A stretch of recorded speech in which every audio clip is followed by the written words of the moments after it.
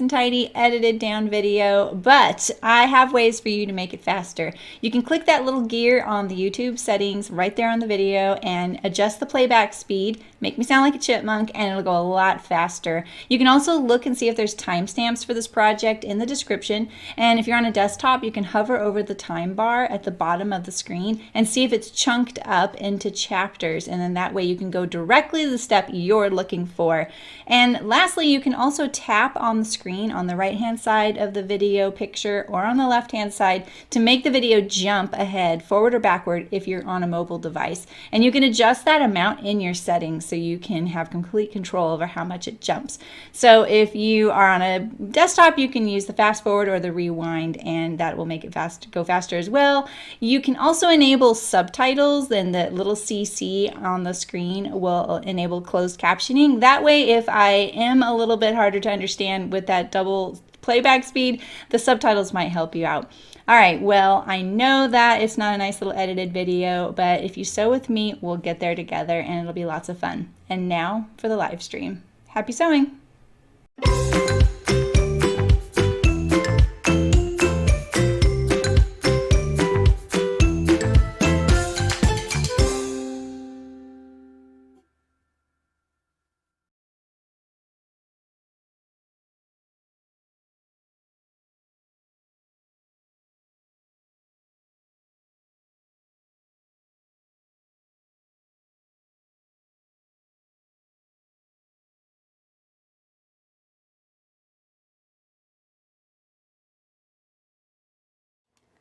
Hello. Sorry, I had to get a drink really quick. I was like, oh my gosh, I gotta get a drink really quick. Welcome, welcome. How's it going? Hi, Danny. Hi, Delwyn. Hi, Hannah. Hi, Betsy again. Hola. Hi, Raquel. Hey, Blair. Hey, Hillary. How's it going? It looks like I can react to you too. Let's see. I'll put some hearts in there. Hi, Leah. That heart covers up like the last word of every time you guys comment, so it's kind of annoying. Okay.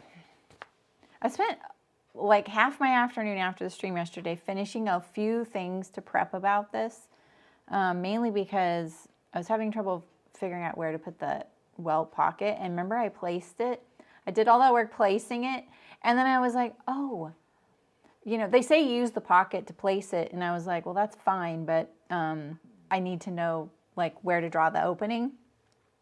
But you need the pocket for the angle of the opening, because then I had to redraw mine. So hi Leah, hi Lean, welcome. Hi Julie, hi Malin. Yeah, me too. Well, it's an underlining, so it's not quite a lining. You're gonna be shocked because it's very simple. Hi Margaret, how's it going? So this is, I'm sorry, it's kind of bright in here. I'm making the Sylvan jacket by Sew Liberated. It just came out.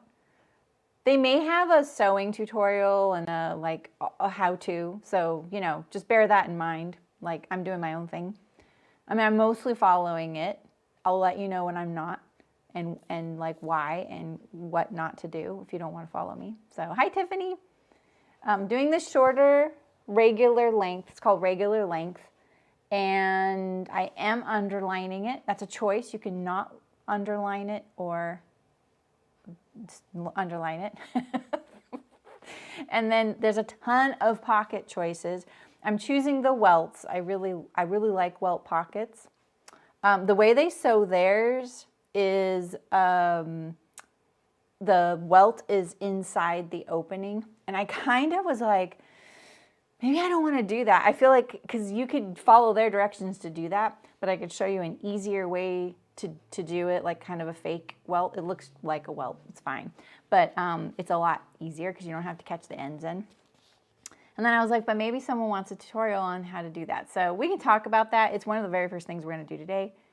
And I was wrong. It does say in the instructions, it says it, like that you need to assemble that. Because I was like, you need to do this before you underline, because I want my pocket to be inside between the lining and the outer garment. Oh, in fact, I need to write a little note. Wait, here, I'll show you where it is. It's right, It's on page 16, and it says, see, the thing is, I print my patterns instructions like a little booklet. They use a small font and they use a very pale font.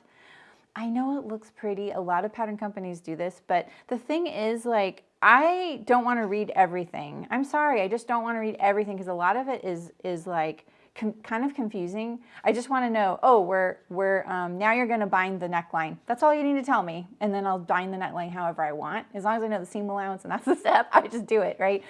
But sometimes they won't say bind the neckline. They'll say, okay, now lay this certain piece you right side to wrong side, and now we're going to line it up here, and then we're going to do this, and then we're going to do that. And then by the end of it, I'm like, oh, we're just sewing this to it? That's all I needed to know, right?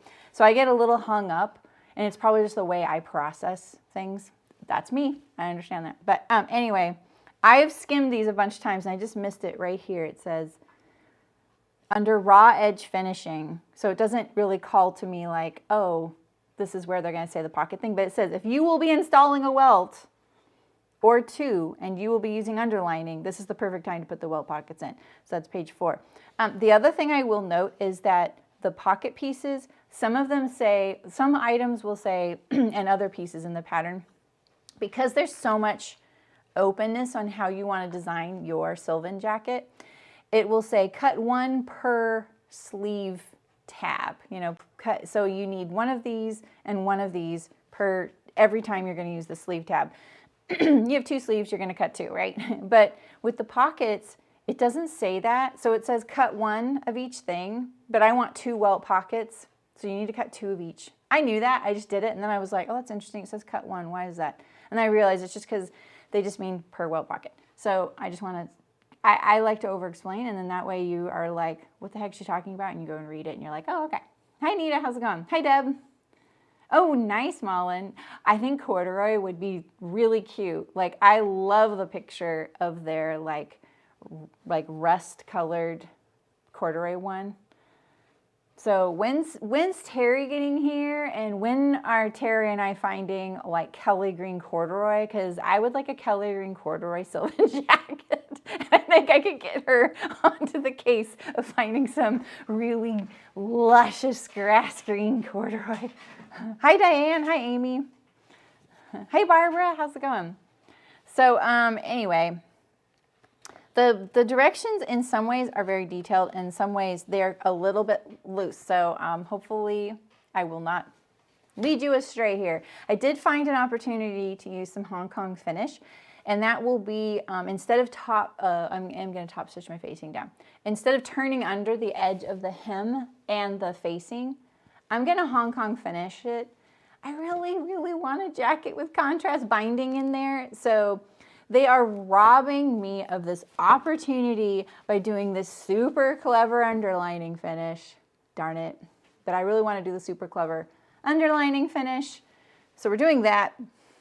And I found my place for some Hong Kong finish. Hey, Lydia, how's it going? Oh, yours is blue quarter. Oh, we need, okay, can we replace the Donnie with Sylvan's now? In the guild. Okay, so wait, I needed to write something down, and what was that?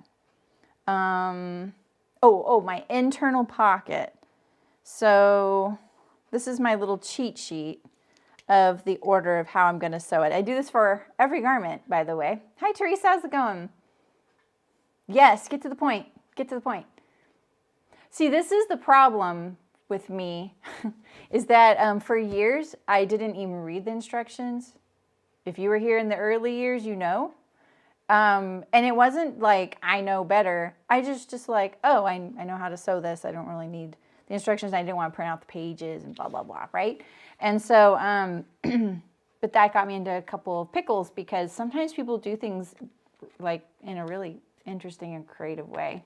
So, oh, blue, it's the blue Sylvan corduroy group. Okay, I need to add my little folded internal pocket, and there's no placement for things. So I'm going to do this before I underline. So we'll do it after our welt.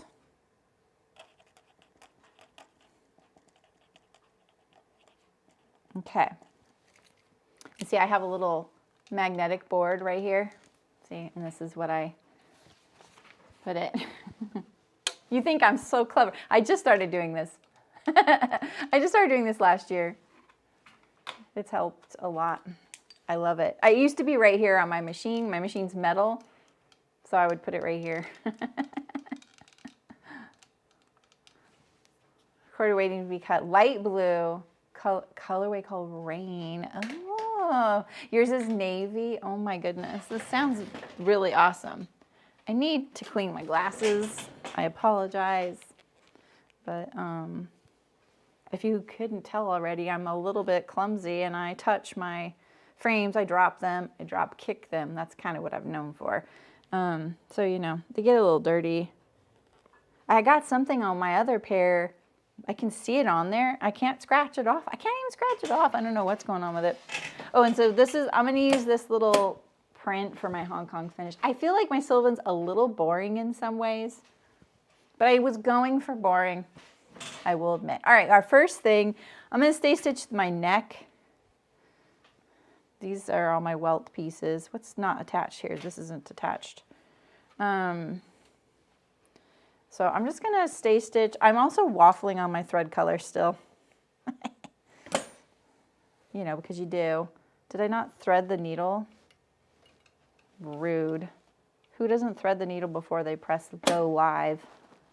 Because one of us hates being on camera threading a needle. Here we go. All right. Oh, shoot. What did I just do there? Here we go.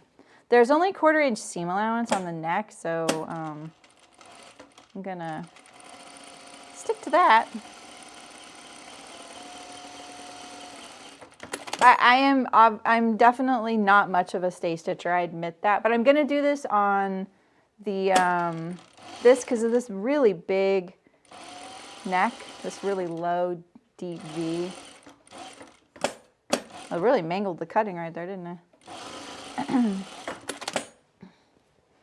Oh, good. I'm glad, Danny. I really want something that goes with a few things. I'll show you what's going on here in a little bit. I know you're like, I don't have that on mine, Sarah. Yeah, I know.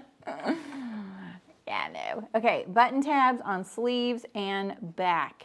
Okay, so I didn't get those out. Okay, here's our little button tabs. And so this is what I decided to do yesterday. Remember how I was talking about putting my waist tab centered over my side seam?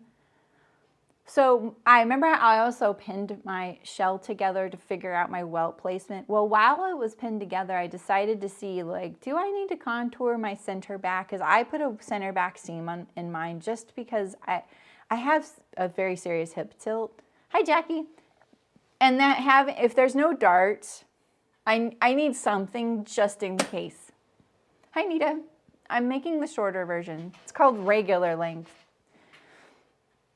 And I'm going, it's in my guild. Someone started a really cool sew-alongs and challenges group, just really to create more community. And they decided that January was Blazers.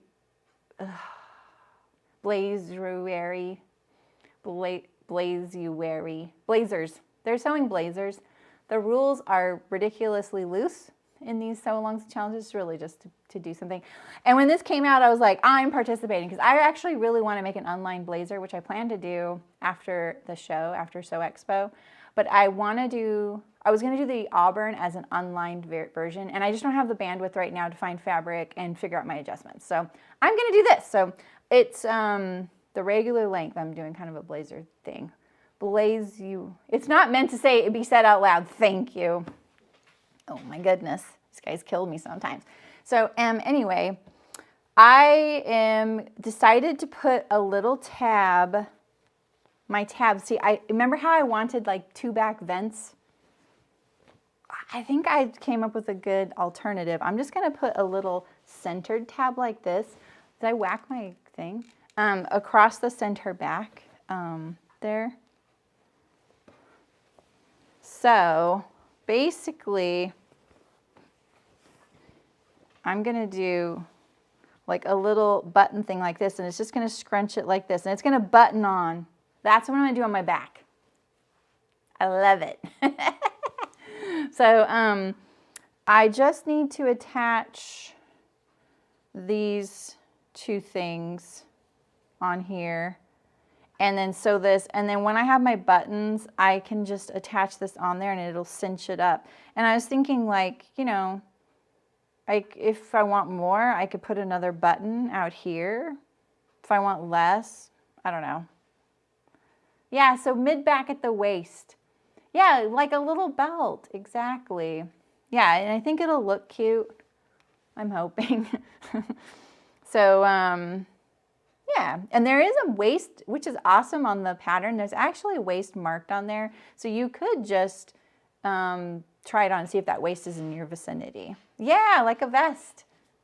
Yeah, they have that's actually a good idea, Raquel. You could do something that is the little belt like a vest has, the little cinching belt. They sell those.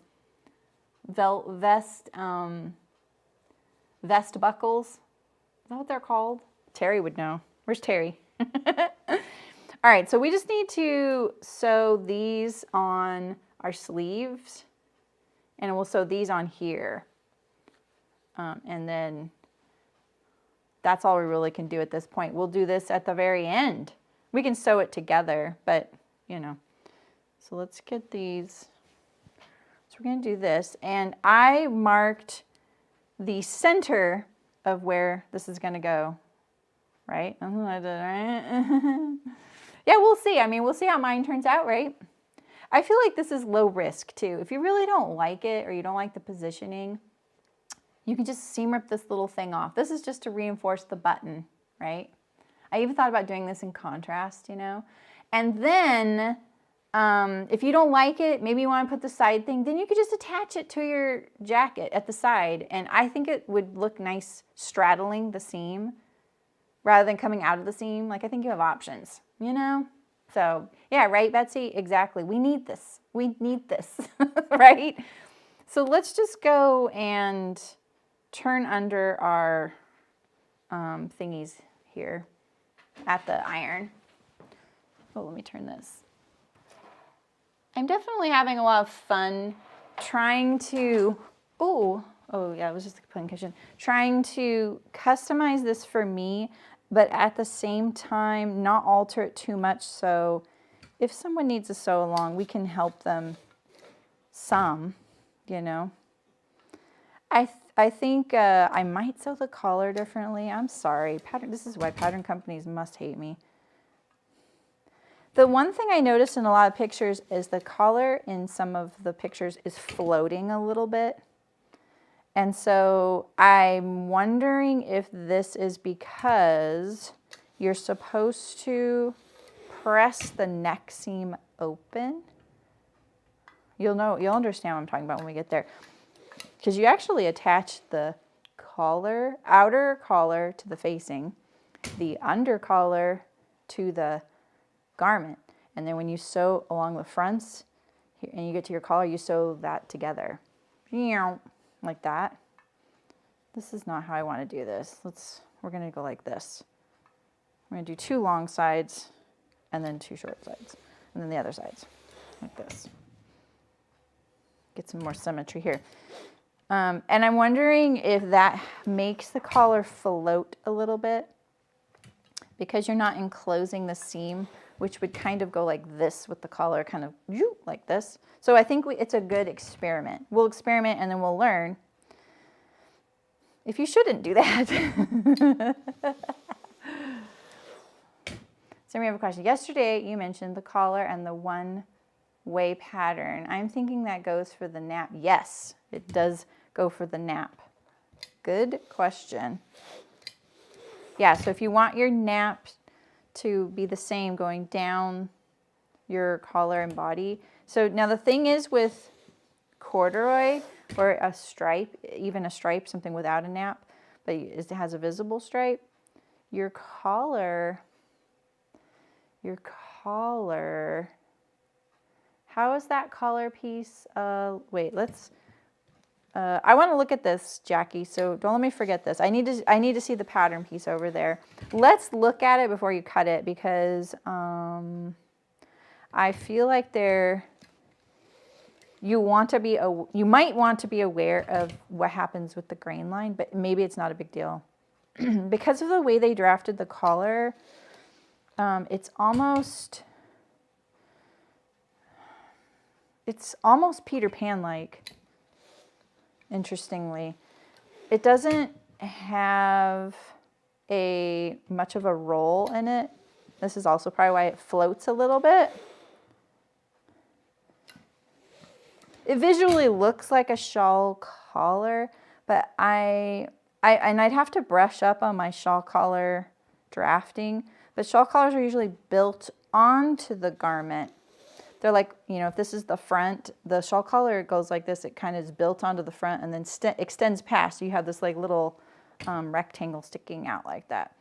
If you've ever made a robe, you know what I mean. But it's a little easier. They made it so it's a little easier to sew. This is a little bit hot.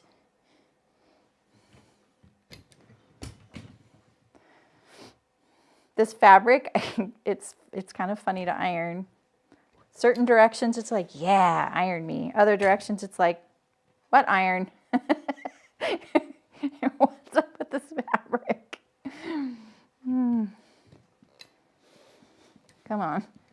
It's not like it's the hottest iron I've ever owned or anything.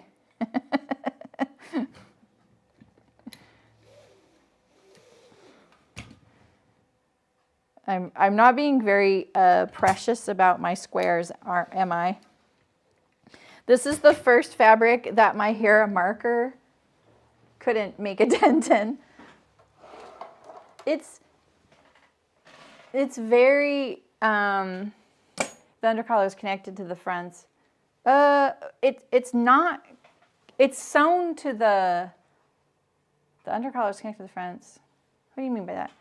I mean, the undercollar is sewn to the body, and then the outer collar is sewn to the facing, but it's not drafted connected. Does that make sense? Let's look at this collar. So this right here is it's on the fold, right? Right here. Here's the center back fold. I don't want to confuse you. Let me get rid of some pieces here.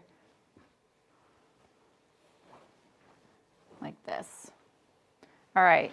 So here is your collar, right? It comes around the body like this, right? It's not going to lay the way it's supposed to, especially this fabric, right? It's supposed to be like this, folded, folded like this, right? Here's your collar. So let's look at our stripe. So if our stripe here is right here, right? That means it's like this. So this is how your stripe is. So your stripe actually is going to line up with the body of your garment. So you would 100%, if you want your nap to match, you're going to want to put your collar like this way up, however you did your fronts and backs. Does that make sense? I think directional fabric needs a neck seam. Really? A neck seam. They have a neck, it has a neck, here's the neck seam right here. It has a separate collar. That's why I'm saying it's not a traditional shawl collar. A traditional shawl collar would look more like, oh, this isn't the front. Where's my front? My front's over here, isn't it? Yeah. A shawl collar usually looks like, this pattern piece would look more like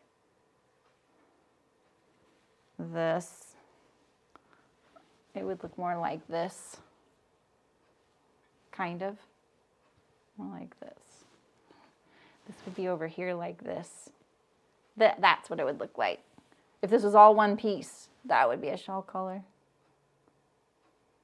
Oh, center back neck. Yeah, I mean, you could put a seam there, but I don't think you have to. But yeah, so I would definitely orient it the same way. If you want your nap, But you know what, Jackie? That's not the case for the front. You're going to have to make a choice. If you want your front nap to match your front jacket, you need to cut it like this way up, the way they have it marked. The under collar is not a separate piece. You mean in a shawl collar? Yeah. But in this pattern, it's separate. I think we're talking about the same thing. So yeah, so did you catch that, Jackie? So here's your front, right? And this comes around like this. So if you want your nap to be the same in the front, like if you have long hair, it's going to cover up the back, you know? So you want your collar to sew or cut out like this. Yeah, so if your nap, whatever way your nap is going in the front, if you want your front collar to match that, you want your collar to look like this when you lay it on the fabric. These two pieces like this to match. If that helps. Okay. Now my pieces, I really haven't been very precious with them. All right, so there's that and that. All right, so we're gonna put my little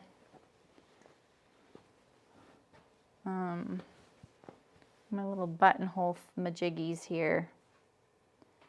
And then I was going to try and like crease this to find the center, but this fabric, I don't know.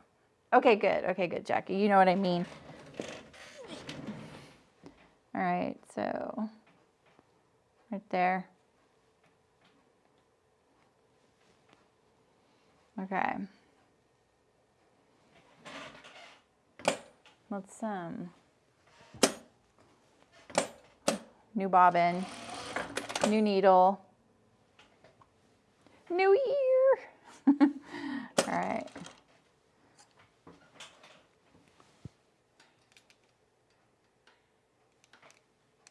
I'm going to pull this down. You know what? We're not doing it that way. We're going to do it the proper way. Let's zoom in a little and brighten it up a little bit, if you guys like.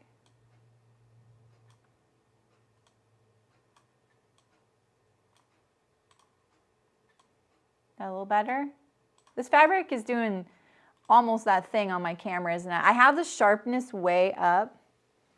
So if the sharpness is making the cameras do funky things, just let me know. Like you can see it kind of doing that moire. It will actually glitch my cameras a little bit sometimes if it's too fine of a detail it's trying to pick up. But I put the sharpness way up. My hands don't really look like this in real life. Full disclaimer. They're like little pieces of popcorn. That's what they feel like right now. All right, so we're just doing this. This is like our, you know, because we're underlining this, we're going to do this now.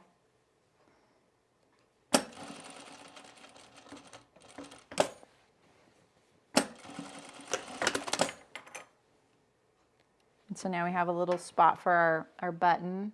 Is that really sticking out right there? You saw me poke it in there. What the heck? I gotta take that out. Hey, this is nothing, right? If this is what we're seam ripping in the beginning, good. Because usually it's something else. See, I'm kind of considering doing white thread, contrast white thread, you know? Oh, yeah. I don't know if you can do that, Mullen. You'd need a shoulder seam. You'd have to do a shoulder seam if you want your nap to match the back of your garment and the front of your garment. Or you could just wear your hair, grow your hair out, wear it down. No one will ever know. That sounds easier, right?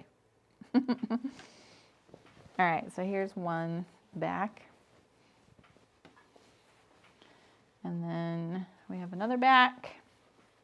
And remember, I'm doing this little belt at the center back. So yours, if you want to stick with the original instructions, yours is going to be more around right here, because here's the armhole and side seam.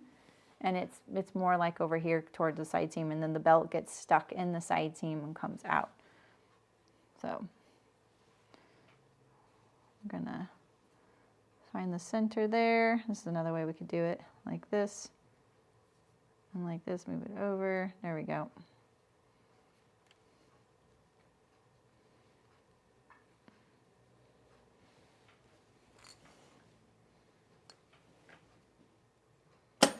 Get that thread in there.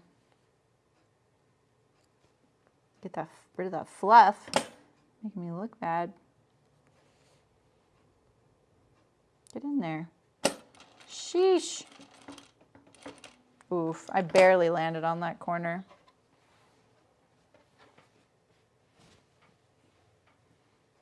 Are you saying okay to me? I'm pretty sure I'm right about the shoulder seam if you want to match your nap. The division will have to happen there. That's not unheard of. I've definitely seen that in patterns where the collar has a shoulder seam. It's a little strange, but if you were doing something like that, that's very intentional. There's a reason for it. There's a little thread here I'm trying to wrangle. See this thread right here? Let's look at this thread. Look at this thing. It's kind of like a lycra thread, you know, like when you have stretch denim, but it's not stretchy fabric.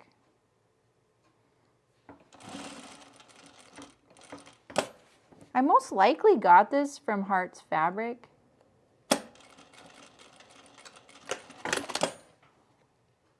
Unless I got this from like, no, I've sewn through all that stuff. Huh. All right, let's do our sleeve, which is this piece here. The back's in there. And we're also gonna construct these little guys. So I'm gonna put these right sides together. I interfaced all four, apparently. Oh, let's put our stitch length down a little bit. Putting your stitch length down will make it easier to do these points. I'm going to use the UK. Oh, cool.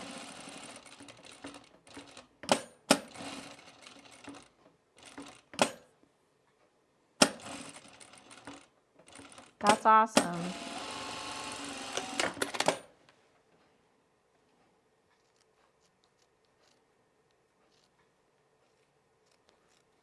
This fabric looks like it's going to be really hard to turn. I actually do not think I can turn this.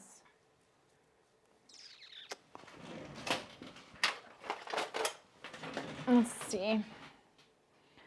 I might ruin my point by doing this, but we're going to go off the side right here. Let's see if I can get it.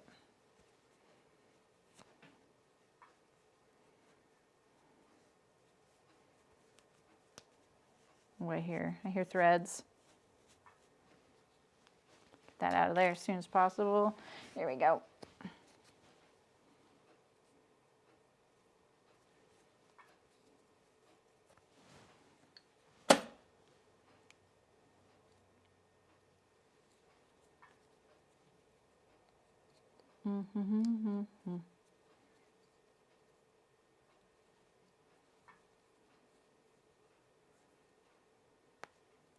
Yeah, see, that's actually, I was wondering about that too, Libby.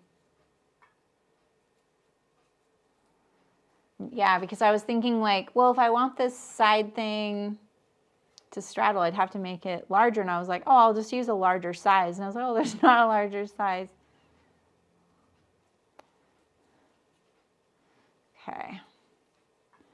I would like more definition in my...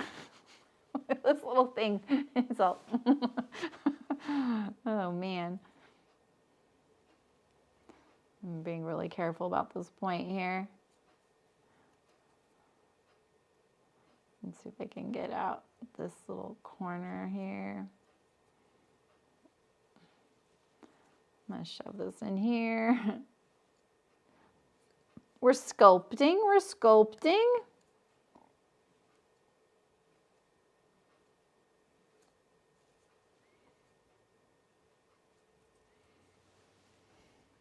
It looks worse. That helped a little bit. Okay, let's do the other one. I almost thought about like just turning it under and top edge stitching it, but we saw how well this fabric irons. If you're doing like a fabric that's going to give you a nice crisp press, then and you're feeling like you can't turn either, maybe just turn it under. Oh, really? That's interesting. Is she extending her sizes? I really want to make one of her patterns. Oh, that was way too close right there. Let's reinforce that. I really want to make a waffle patterns pattern. Do you know if she's extending her sizing? I hope so. Or is she just starting to grade her pockets? This is a loop turner, by the way. It has a little hook with a clasp on it. And what I'm doing is poking it out the sides, the angle here, not out the tip. And then, so my stitch length is a little small for this thing, but I'm just wiggling it through just enough to hook it. See, I hook it. And then I pull through, and this is where it's kind of delicate. So I gently am going like this so that I can pull the center down the middle. And once it starts sliding a little bit, less is better. Yeah, I think it does. Yeah, you're right, Hillary. Less is a little better. So once you kind of get it going, this is great for draw cord and elastic and everything, but not elastic or draw cords in the round. It has to be flat. Like I can't put this in a circle. If that makes sense. Oh, really, Malin? Shoot. All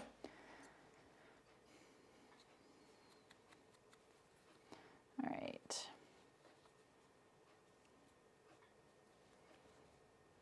Okay, I'll just use my awl for the rest of it.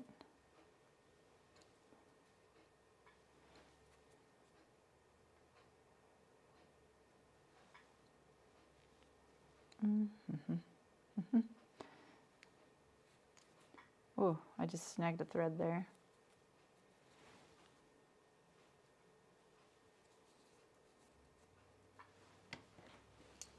Terry! All right, Terry.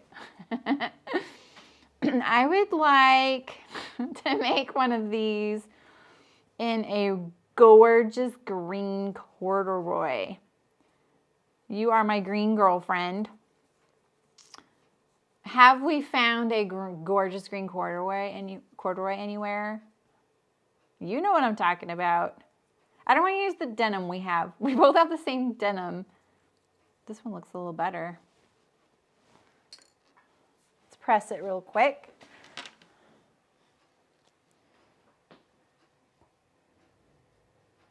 You bought the waffle patterns and Anzu skirt and pulls me. It's so cute but intense. But you're not to really. Yeah, exactly. We've been waiting for you to arrive, Terry. Or I have.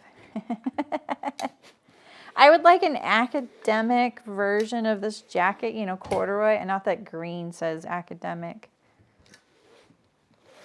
This point is a little like, looking more like a nose profile. Okay. This one looks a lot better. Okay. Thanks, Terry. Suede elbow. Yes. That's true. Yeah, exactly. All I needed, I should have just gone to the chat in the guild. All right, I'm top stitching this. I think a off-white top stitch would look really good with this fabric. You know, that looks pretty good though. Brown tweed. Maybe it's because I'm watching Gilmore Girls again. By the way, if you ever want good blazer inspiration, there is 2 new blazers every single episode of that show. Right now, I keep trying to get, oh, not going good there. A better view of Lulu's blazer. She's like a kindergarten teacher and she's Kirk's girlfriend. She has the cutest little green canvas with a floral print on it. Is it, Tiffany?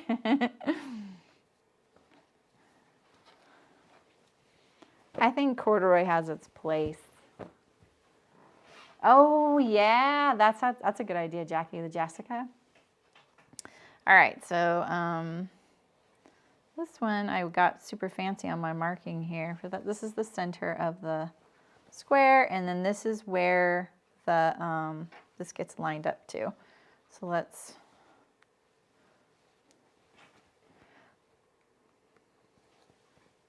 I was thinking about our new de-influencing show that we came up with yesterday. Wait, this is the back of the sleeve, right? Yeah, okay. So let's do this one first. So on the back of the sleeve, which is the little straight vertical marking, we're going to line this. I think, actually, I'm not sure how they line it up. I was just going to center it on here. So let's look at how they line. I have some extra threads here. I was thinking it would also be fun to turn that into a debunk sewing myths thing. You know? Oh, it gives you the squicks. Okay, that word just kind of gave me the squicks. I'm never saying that word again. Oof. Okay.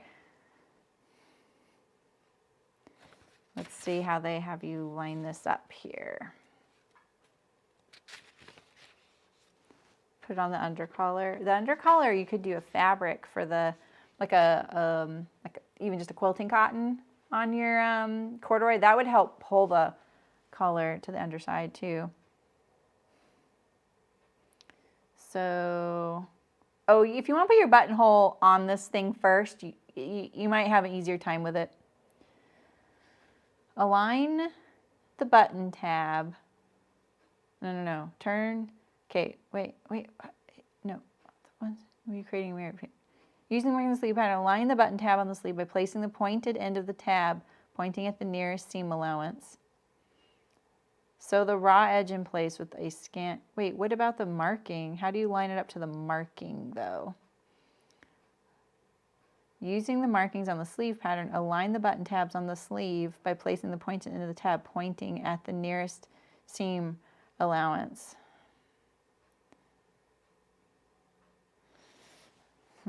Okay, I think actually what I'm going to look at is where this is here.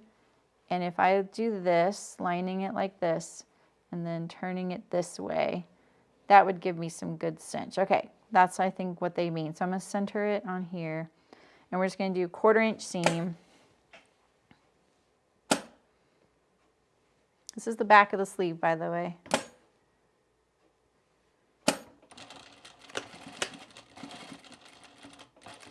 Oh, don't go too far.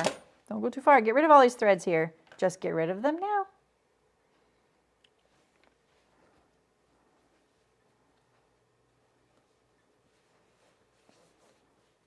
Yeah, Libby. That fabric's perfect for this. She showed me a picture of it. All right, we're going to pull that over. We're going to close that seam allowance. A little ear there. That was a little hard to stay parallel. Do you see that? It's kind of crooked. I don't really like that. Okay, so let's put the, oh, I just pulled that off. I just pulled that off like it's like I can tell where it goes. Okay, there's the hole. Oh my goodness. My goodness. Okay, so let's do this.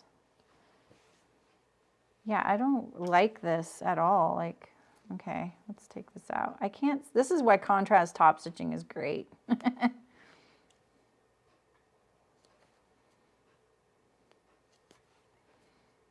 We're gonna get this on better. There's no reason my machine should have pushed it over like that, because it pushed it. Some machines might need a hump jumper for something like this. Not that I've ever gotten one of those to work, but what it wants to do is fall off the thickness when you turn it. So just be aware of that. I'm going to do this at a different angle. Okay, get rid of all the stitching here. We're not into the fun stuff, I'm sorry. We have to do some of this prep, you know?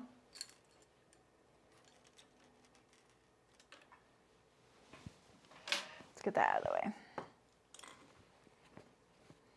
All right, so when we pull this over, I think you should kind of fold it right here. So you see how we have this seam that we attached it with, right? It's really easy to go like, just go like this, pull it over, fold it, and then try and top stitch it down. But what happens is you can see it wants to lift up the shirt. So what I usually do now, especially with like pocket flaps, is I fold it over, but I'm pushing it like this. So as I really want to crease right there at the seam. I want to kind of control it, you know, get a nice straight thing. The fabric is so lightweight compared to the button tab. Let's pull it over. Let's see if we can stay on there better this time. And we're going to enclose that seam.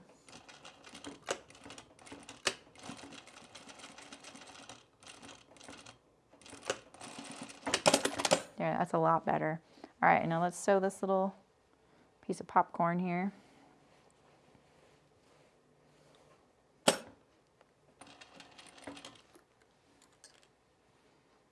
I can't stop thinking about that word.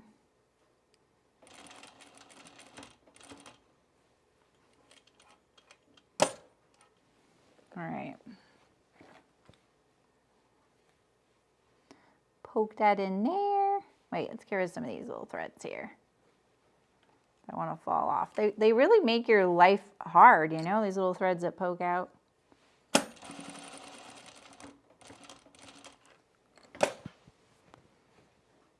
Julie, I saw your comment on yesterday's cutting stream. I didn't get to reply to you. But I love that you think I'm actually doing good at talking and sewing, when yesterday I was definitely having a little trouble there at the end.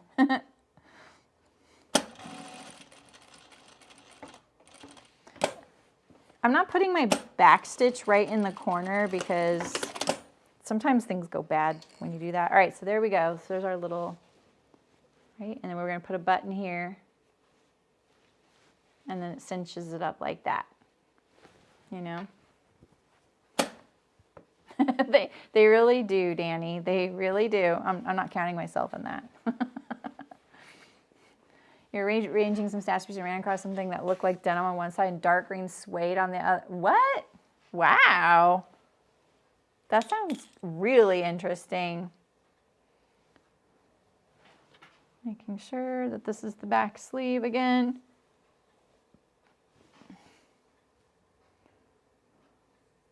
I'm still feeling bad that I chased Angela off yesterday. I didn't mean to.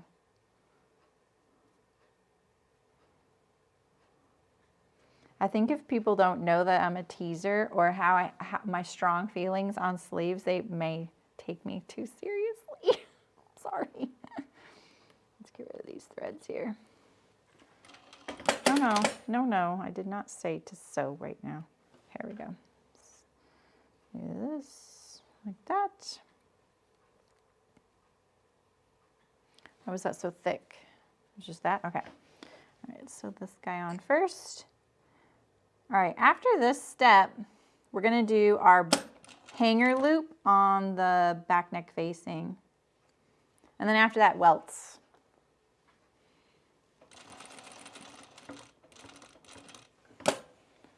Yeah, I want to see that fabric. It sounds really interesting. Suede and denim.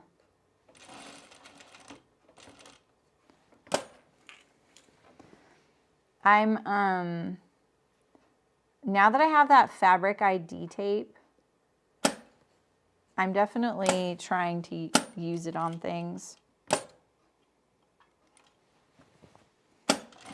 You know what I noticed the other day was all of the links on one of my pages are broken and gone.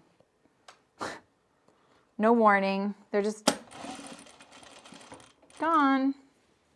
I forgot. I've got to go fix that. All right. This one here.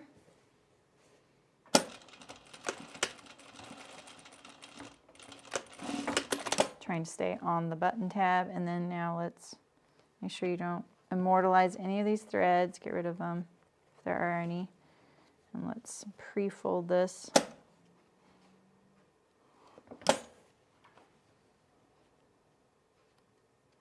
And close that seam.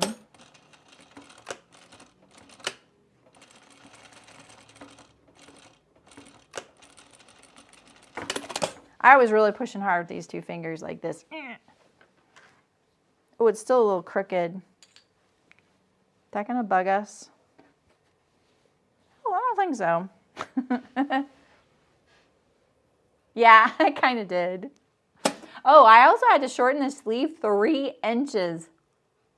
I tried it on yesterday. I was just like, okay, let's figure out roughly where our sleeve is, because you hem this before you're done. You pre-fold it when you do your underarm seam. Yeah, you can do your buttonhole now if you want. I'm not going to. But yeah, you can do your buttonhole now. The buttonhole goes this way, by the way, parallel to the tab. And that's good because then it can slide.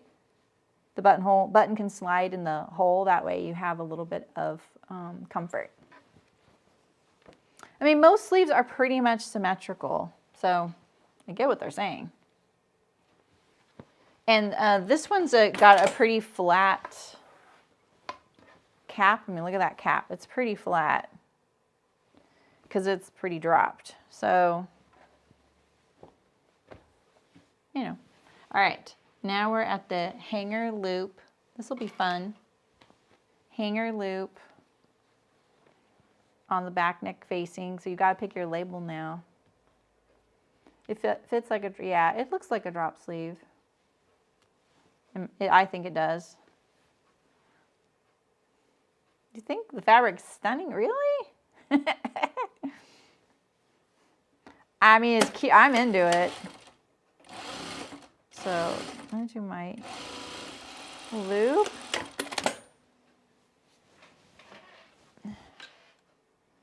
If your fabric's too thick to sew this in a tube, the other thing you can do is fold it in half lengthwise and iron it. Then open it up and then fold each of the other raw edges, meeting that fold line. And then fold it again on the original that you ironed. So.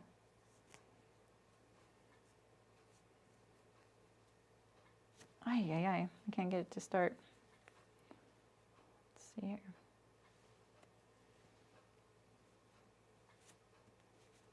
There we go. Oh no, I lost it. It's like the easiest thing and I'm having trouble here.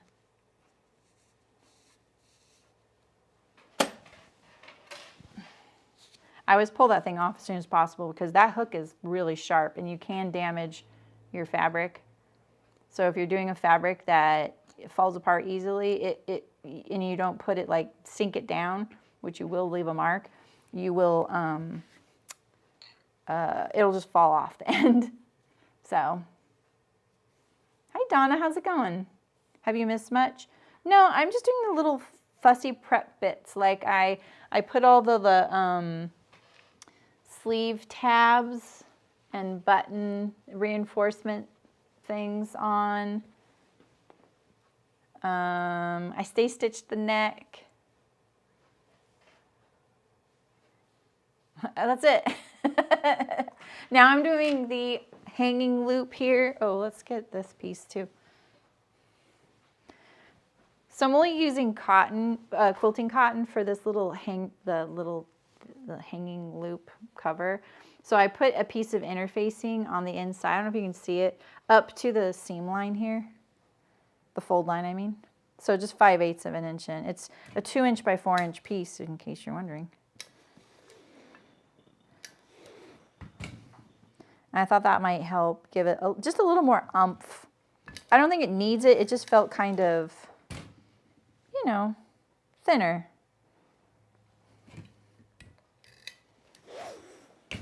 Oh, I'm almost out of water of my iron. This stuff's just plaguing me. This weird little fur.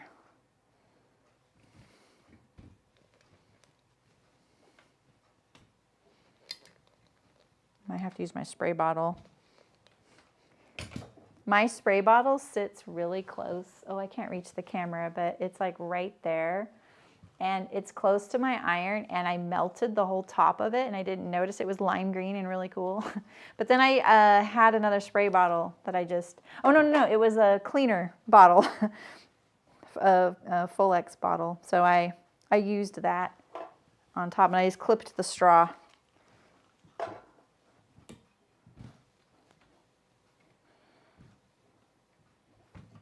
All right.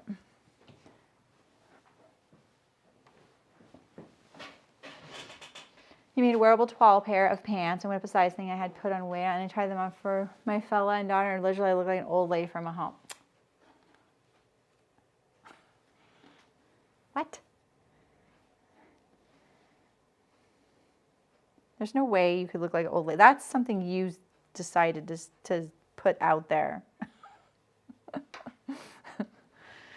All right, let's mark the center of this here.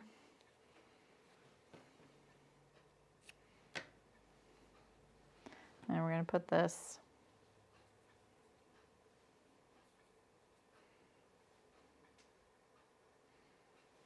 like this. I'm going to center it. It says you want this 7/8 of an inch apart. So it's almost an inch apart. Put it like that. And I'm centering it. And now I'm going to just tack it there next to the fold.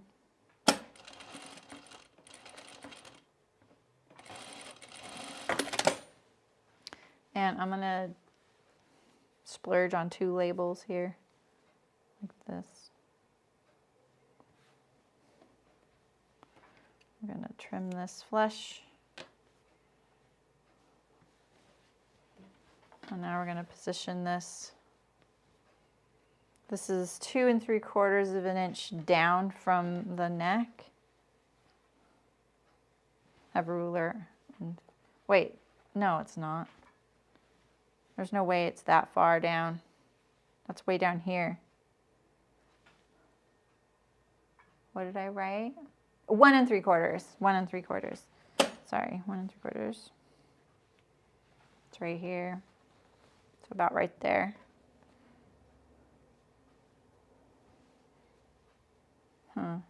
It's kind of low. Maybe my loop is too long.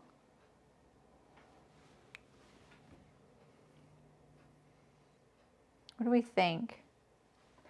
Proportionally, I'm not into this. I don't want my tag way down here.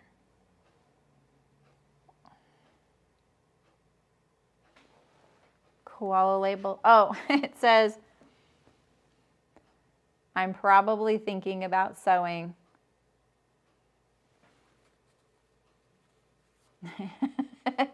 Yeah, I mean, the Golden Girls rocked it. I think it would look better with the label sewn right here. And I just don't really think I like the ones I have. I think this is all I have. Maybe Woof. Who gave me these, by the way? Did my mom give me these right here? One of you didn't give me these, right? It says, what? Who gave me these? I already used the 2 Libby gave me. Stitch it to that square, right? Okay, and then these I have, they're just like the colors. I just don't like the colors of these labels. And this one is scratchy because it's sparkly. Can I whine? You did give me these, Libby. These are so cute. Like, look how good they look on camera, too. Maybe I should do this. What? I kind of like that. Or the woof. Oh, look at the woof. That looks so cute. So we could do this. Look, it's kind of the width of my label. These are, where'd you get these, Libby? They're really cute. Labels are such a nice gift for a sewer because I think that a lot of us don't splurge on them. And you got these in Copenhagen? I love that. So maybe I'll do this.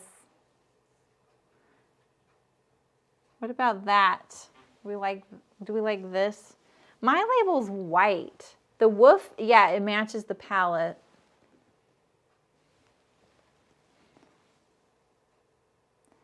So I think giving labels to a sewist is a nice gift because we do treat them a little precious, you know? Woof. I could also do, like, my original choice actually was this one. My sewing machine. I think that looks better. I think that looks, let's see. Get rid of all the, they always scratch you, yeah. I think, yeah, some will scratch me. This is a little jacket, so I can be free with the labels. Yeah, right, Terry? I know. It's kind of nice that this is like this whole intentional assembly because then you're like, oh, I can think about this right now. Woof and sewing machine. Woof. Aww.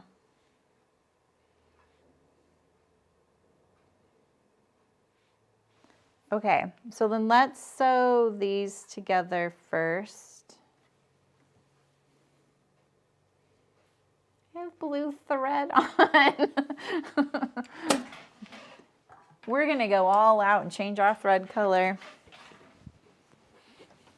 Look at us splurging. Thanks for the labels, Libby. Labels, Libby. Okay, there's a song there. You know that song, Libby knows the song.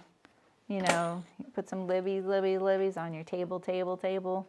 That's all I know. You will like it, and I don't know what the rest next is. We could definitely make a song that has to do with Libby and labels. We got some labels from our Libby.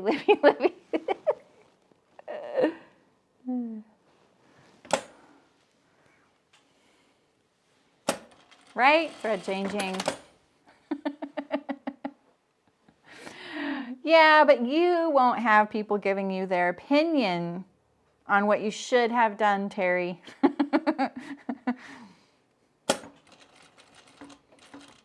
Like the sweet person who told me that I'm putting my bobbin case in wrong the other day.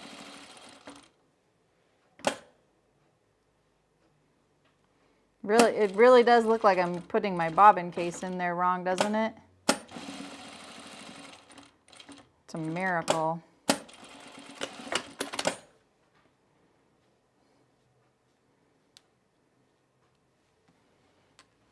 Lovely Libby label lady. Senior high flashbacks. Yeah, sorry. Libby's, in case you guys don't know, it's a canned good, like canned vegetables, right? It's kind of before my time too, but my mom used to sing it. And so that's where I know it from. I like Gilmore Girls because it really does, like, that felt a lot like my growing up with my mom, because my mom was 20 when she had me, so she was young, and it was just me and her, and she is a very fun person, so, and a goofball. Not as bold as Lorelai, that's for sure. She would have made me do most of those things. Okay, I don't really like how high this is sitting we could just, let's just do that. We're going to Hong Kong finish this edge. Maybe we don't want to do that. Oh my goodness. We are obsessing over way too much right now. Let's just sew it in. Okay.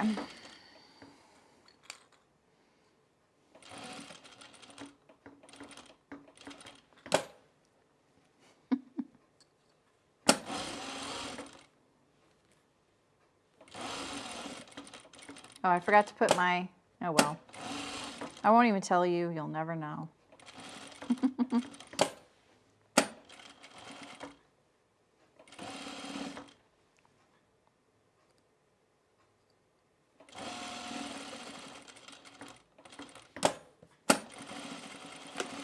All right. That looks cute. Hi, Elizabeth. How's it going? If you see Libby on the label, like it on the table. I love that. I think, Libby, you need to make labels that say Libby.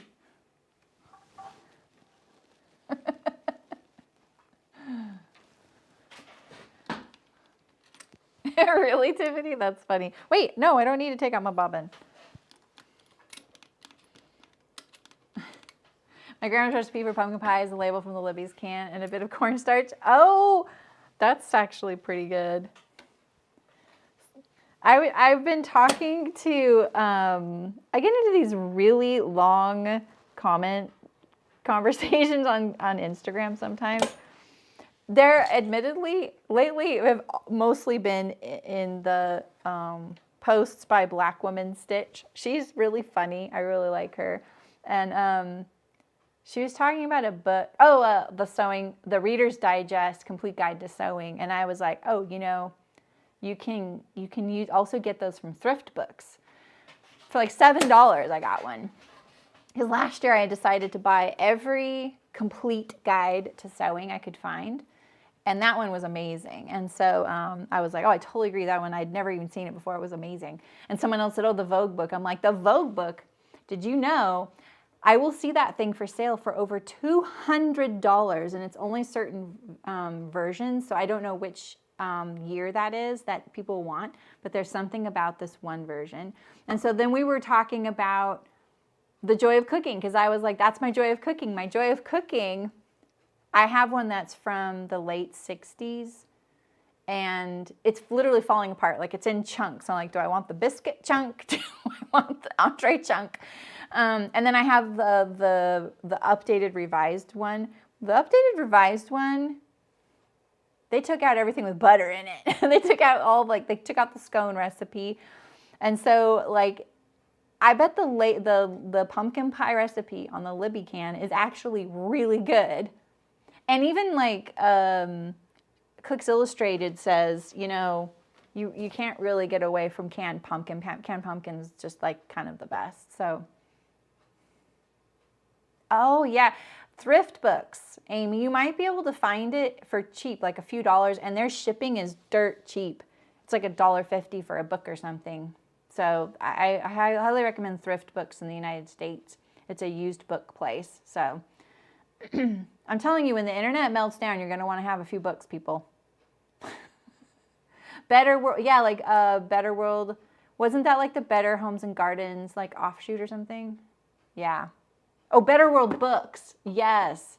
Yeah. Exactly. Okay, wait. What did I say we're doing? Oh, we're doing welt and my folded internal pocket. Okay. Which are over here, right? Here we go. They're still damp from me washing off my soapstone. Okay, so let's talk about the placement of these. I still need to put my interfacing back on here. So I figured it all out. I had it all done. And then when I went to do something, decide if I wanted to do a welt cover or an actual welt, I discovered that my pocket angle wasn't the same as the opening I had drawn on here. So this is how I think that this should be placed. So if you don't want to have to do all the rigmarole of figuring out where your hand goes and you're doing the welt pocket, you want to fold your hem up the hem allowance, which I think is like 1 3/4 or something like that, or 1 5/8. It's right around there. And then right here on your pattern piece where you cut out your front, this is the front pattern piece, by the way, right? You will see a dashed line on the pattern indicating the top stitch line of the facing. I poked the pocket 1/4 inch past that dashed line. So the dashed line's like going right here. So it'll get caught in the facing. It's in my underlining, right? So we're okay. If you're not underlining and you're doing the welt pocket and you plan on clean finishing this edge, you might be doing a much bigger seam allowance and you need to move it over if you want it caught in the facing and in the hem. And then you'd have 2 sides kind of covered up. So that's my strategy. It doesn't really say much beyond that. It just says use the pocket bag to figure out the placement. So, oh, interesting. I find that the key also with if you do home cooked pumpkin pie is to not just use pumpkin. Use some squash. No, there's no mark for the placement. I love pumpkin pie. It's a perfect food. One of my perfect foods. It's almost watermelon season, everybody. Jeremy's going to be so happy. Okay, so I've found that this was the pocket opening. I think it's something like that. Yeah, so if we were to, it's like this. Yeah, like this. So then you need to draw on the opening that they say, and I can't remember what they say. I'm using, I'm just realizing like I haven't really decided what I want to do. So here's the other thing. The way they have you do this is the welt is sewn in to the sides of the opening of the pocket, all right? Like into the seam, like it's set into the opening. But they don't give you a facing on the under pocket. So here's another issue. So if you sew this, if you set this into the seam, I think I need to draw a picture for you guys. And they just posted a picture of a gorgeous welt pocket version, and you can best believe I was zooming. Really? Oh my gosh, Diane. Where are you getting your pumpkin pie, or are you baking it? I am loving that you were eating pumpkin pie a month. It's, you know, the other way to eat it is in a, like an empanada, so it's just basically a little turnover, pumpkin pie turnover. Oh my God. Okay, is this too bright? You're baking it. It's so easy. It's so easy to do. Okay, all right, so here is your welt opening, right? So this particular one has you do the welt, and it's sewn into these 3 seams right here, here, here, here, right? and the welt ends before the top of the seam here because it has to fit. It has to end right here, right? So it has to fit into this opening. If you don't get this perfect, let's say your pocket lining is fluorescent pink, right? You're gonna see it. We need a better color. Here's red. You're gonna see it right here, right there, right? If it sags, if you don't get it in there, right? So if you do the way they have you do it, what I would recommend doing is making a facing for your bottom pocket. And if you have a directional print, you might want to match it so it really blends in, so that if your pocket sneaks open, they will see yourself and it won't show. Easy thing to do to just kind of give you a little bit more success. So one of the ways I like to do these is so that the welt, it goes more like this. So here is the opening, right? No, let's do this to a little bit more to scale. So here's the opening. And then our cover, it gets sewn only to this bottom seam, and it goes like this. It sticks up above, and it covers our opening like that. And then we just stitch that down. All we have to do is line it up to the seam. So I think this is an easier way to do it, and it still looks just like a welt pocket. So I'm tempted to try their way just so that you have that, but I honestly don't want to struggle too much either. I'm being honest. Yeah, so I just at least put a facing. I'm still going to put a facing because I think it's a nice thing to do on the under pocket, which is should be your taller one, by the way, your taller pocket. And don't get these confused going like this and like this. I have a directional print. That's what's helping me here. Do a badge of crest, exactly. Man, for Christmas, my whole plan was to do this, a cranberry upside down cake. The struggles to find cranberries. I never found them. And I was still hooked on doing this dessert. I'm just doing my facing here. So I'm just going to turn under an edge here and edge stitch it down. You could even overlock it and top stitch it down. So that's all I'm doing here. This is not in the pattern. So I just was so fixated on the idea of this cranberry upside down cake. It looked so good. And so I decided to rehydrate dried cranberries. I cooked them. I sewed them. I cooked them. I soaked them. I did all kinds of stuff. It didn't really turn out, you know? So, yeah, make a batch of crust. Put a little scoop of pumpkin pie inside. Make a bunch of turnovers. You can freeze them. Pull out a little turnover, bake it fresh. Oh my goodness. You gotta bake the pie filling first and then put it inside the empanada. Cranberry curdle. What's that? Is that dessert? I love cranberry. Love it. Okay, so here's my, I'm going to do my welt pockets. I think I'm going to be able to use their, yeah, I'm going to use their welt pocket thing. So I'll tell you what I'm doing differently is my opening here is a 1/2 inch wide. And I'm trying to measure this little piece here. I think they said 5 7/8, and this right here is 5 1/4. So yeah, we could make this 5 7/8.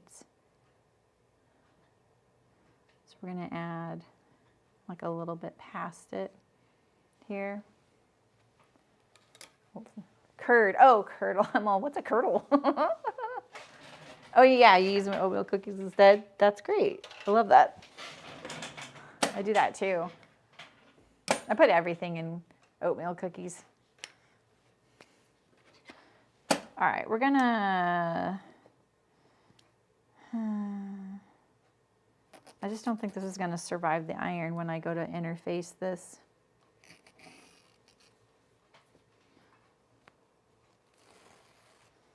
That was kind of risky, but I can still see my line here.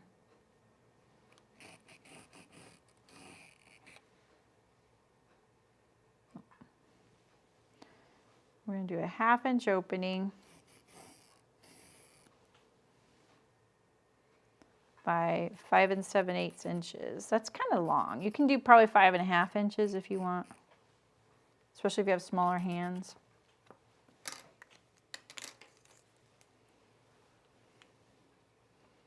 I'm just looking at my placement here. We want this to be inside there. We need interfacing on the back side.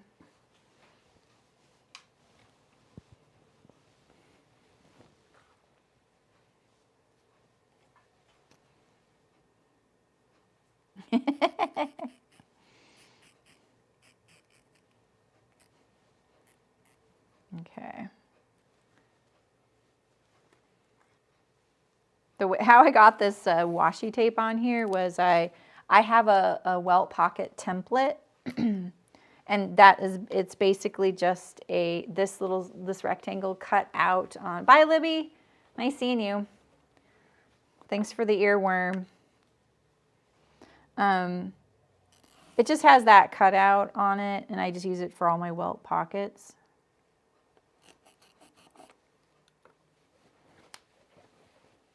I always think drawing your welt on here with a ruler is the best way to, just to double check it.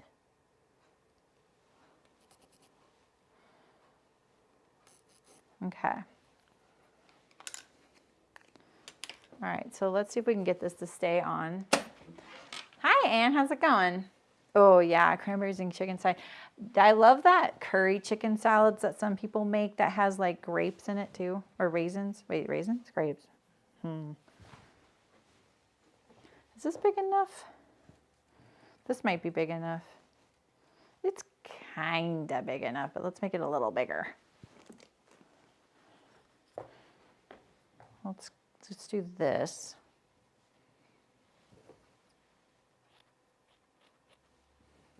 Did you get all the classes you wanted, Anne, for Sew Expo? Were you successful?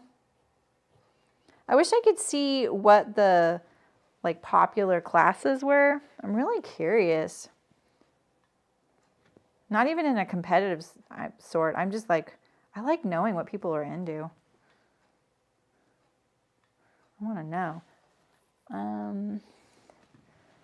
Where's my iron pin cushion? You did already? Ooh, nice. That's exciting.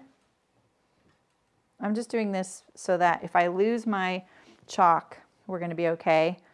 And I'm putting my interfacing right here. I'm just kind of centering it. What we're going to do is we're just going to touch it a little bit. Like that. Pull out the pins. Put them back in. My chalk is staying there. That's good. All right, now let's set it. Oops, forgot I'm almost out of water.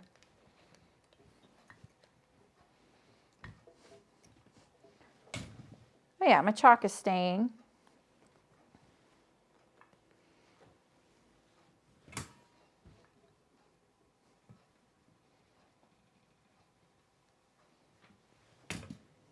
Okay. I'm using a 1.5 inch wide piece of interfacing instead. So now we'll just poke this here and here. And we'll center it over that. Don't worry about this too much. I used to really want this to be perfect, perfectly centered. But the thing is, it's underlining, right? No one's ever going to see this again once we're done. So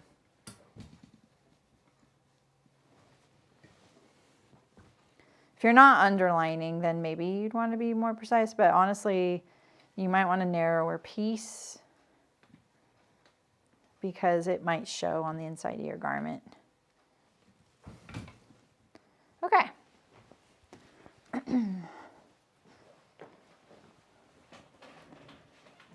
I find out what's popular if they add an, oh, do they let you know? They did. I had a question about something, and where's my other welt cover?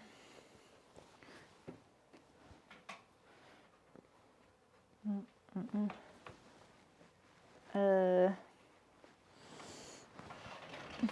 here it is. I had a question that I had asked about something like a logistics thing. And she happened to answer me on the day, at the end of the day, on the registration day, and she let me know that my seam finish class was over half full, and then the others, had like the same number. It was like 5-ish. And she said that was good. So the neighbors across the street had a pipe burst in the garage. Oh. Oh no. Oh no, the weather is crazy. Okay, so if you're gonna do this welt cover style welt with me, and if you've never done welts or you don't really want to spend a ton, if you don't want to spend a ton of time, or if you don't find them fussy, whatever, this is a kind of an easier way to get that welt look. We're just going to sew the ends. So we're going to sew it at our 5/8 inch seam, but just the ends.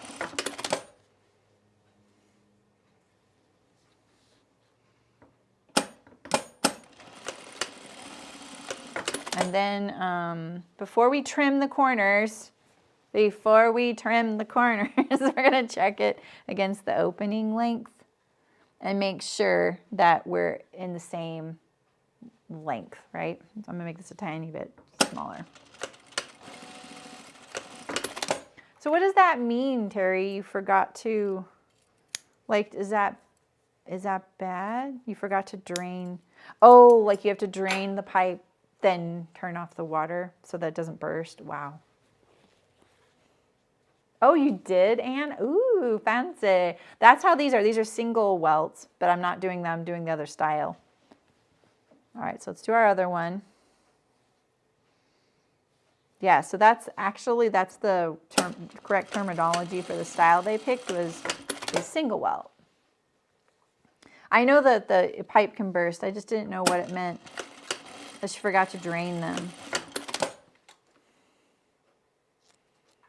Yeah, I've lived places where that happens.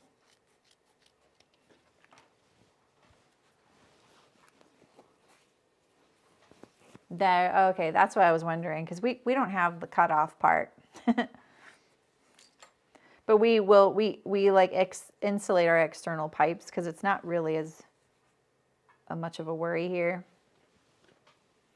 We have 3 creeks on our property right now. There's so much rain. All right, so we've turned our welt, right?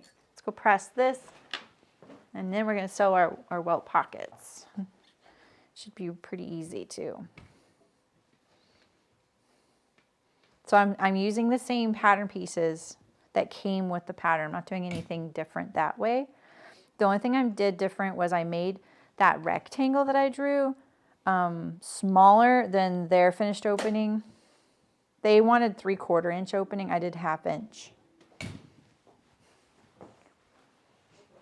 You honestly probably could get away with 3/4 of an inch if you did 1/4 inch seam allowance on this. That would give you the extra you need. I know I'm getting a little too technical there.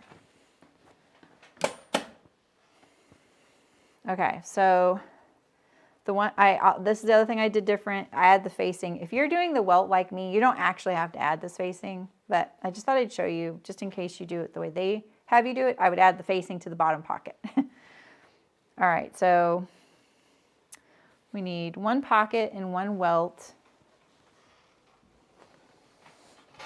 Where's the other pocket? Is this it? Oh, here it is right here. Okay. Why is there a pin in this? And is this the,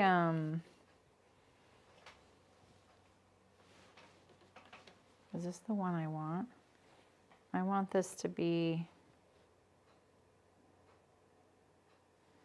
I think this is the one I want over here. Yeah, right? It doesn't really matter. Okay, so the first thing we're gonna do, let me clear off some stuff over here.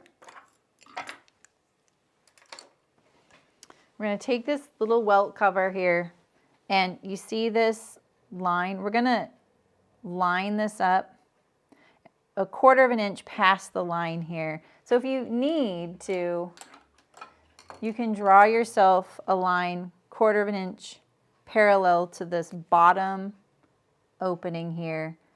If you made your opening 1/2 inch wide like I did, that's going to be straight down the middle then. Like that, all right? And then we're just going to line up our welt to that edge. Now, when you sew this on here, we're going to just sew this to this bottom line here. When we turn the corner and do the rest of our rectangle, we don't want to catch the ends of our welt on the sides there. I don't know where Ray is. She's probably watching on her TV. You want to take your seam length down. And I guess you could start at the end on this. Let's start at the end on this. I don't usually when I do welts because I don't like back stitches down here, but this will be okay. All right, so we're just gonna stitch this down.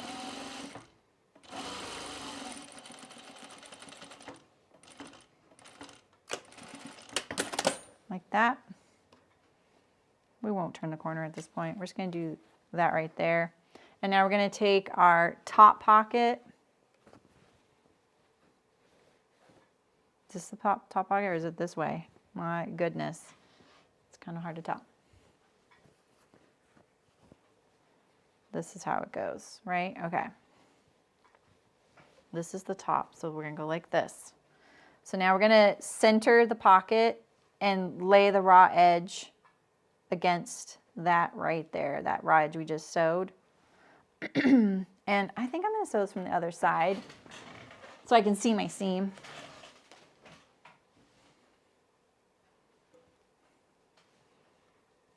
Oh, that's nice, Terry. I like that. They had their routine. Make sure. Okay, so now we're just going to sew on this line again. And the opening of the pocket is this way. So if we stay to the right of this line of stitching, we'll cover it all up.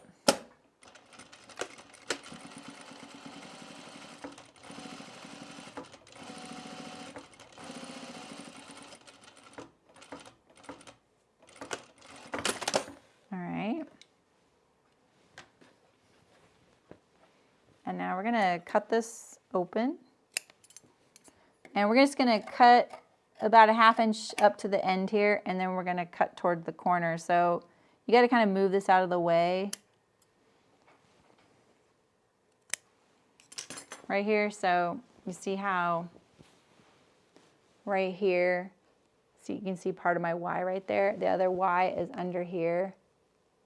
You don't have to clip this stuff here. Just clip into the body of your jacket only. And then we'll go down this way.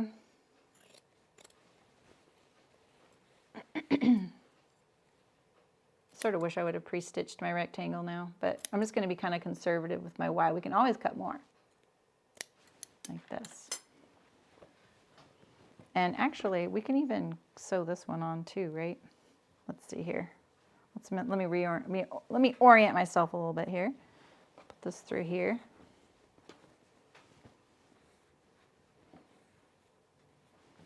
But you can see, look, already it's going to look like a welt, right? We're almost done. All right, this is the top, and this one goes over here. It kind of goes like this, right? All right, so let's do this one here. I didn't need to turn that. I just needed to get oriented. You don't have to turn yours yet. So we're gonna, maybe I should do this from the inside also. Let's pull this out though.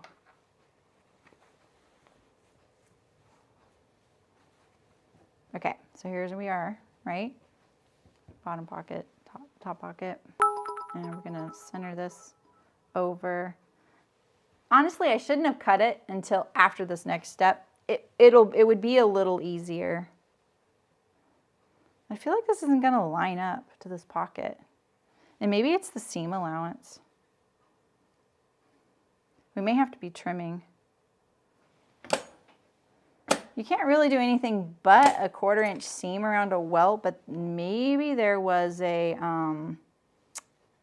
wider seam allowance. So I'm looking straight across this other seam here, and I'm starting at that point because we still want our rectangle to be a rectangle. So once I sew this, I'll show you better. So we're gonna go straight down. Yeah, don't clip that yet if you haven't. And I'm gonna stop straight across this other one. So This is what I mean. So you can see here.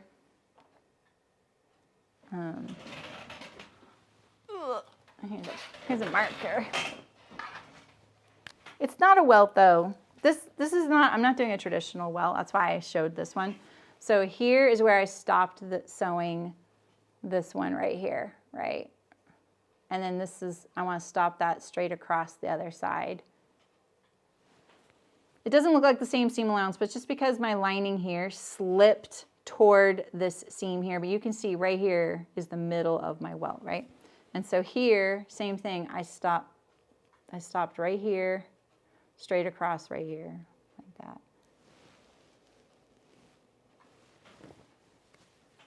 I should have done the rectangle, I think, too. We'll do it on the other one. All right, so now let's turn over and see how I did with my cutting and my seam. So I did okay. So the next one I sew, I'll show you how I would do it without cutting it first. Just looking at this, and this looks okay. I think this one right here, we could cut a little closer to the stitching itself, like over that way. All right, and now we're just gonna pull this through. The only thing I'm worried about is that their seam allowances are a little different than mine, and my pockets won't line up. But we can definitely clean all that up when we're done. All right, so here's the inside of our jacket. So we poke it through, right? So that's how it's looking, right? Like that. And so before, if we had done it the way they were doing it, which is totally acceptable, a really beautiful welt, you'll get a really great result. This right here would be sewn into this end right here. So, all right, let's go over to the iron and we'll start pressing.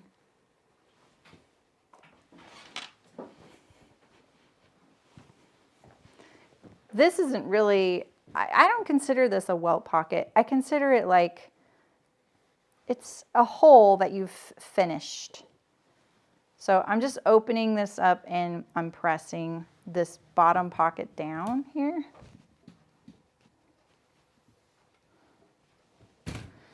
And then there's our little triangle right here.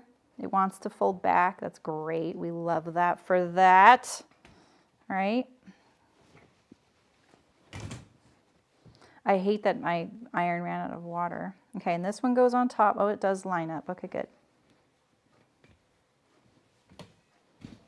Now yours might look like a little bit of a mess, and that's okay. We're nowhere near being done, so don't worry about it. Let's get some water on here.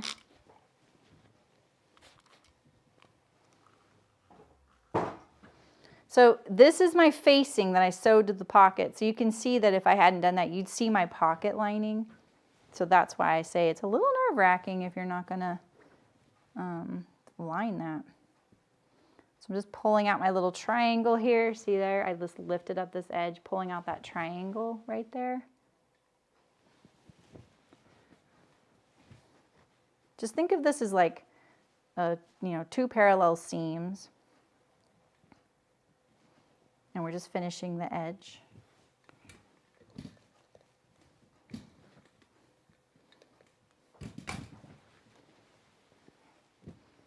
I had to do a video for someone once, and it had this style welt pocket on there. And they had it drafted wrong. And see, the thing is, when I'm hired for a video, I don't typically say you have this, like, it's not my job to say what you should do with your pattern, because if a lot of people, like, that's what they want, and that's not my job. Like, it's not my business. It's not any of my business, right? But in this case, I was just like, this would be so much easier if they just did this part differently. And what they had done was they had made this opening here the same exact sizes as welt. So the opening was huge. It was like all the way to here. And I was like, oh my gosh, if people don't get that right, you're going to see the seam right here. And the whole point of sewing this style of welt is covering up that whole opening there, right? And they didn't believe me.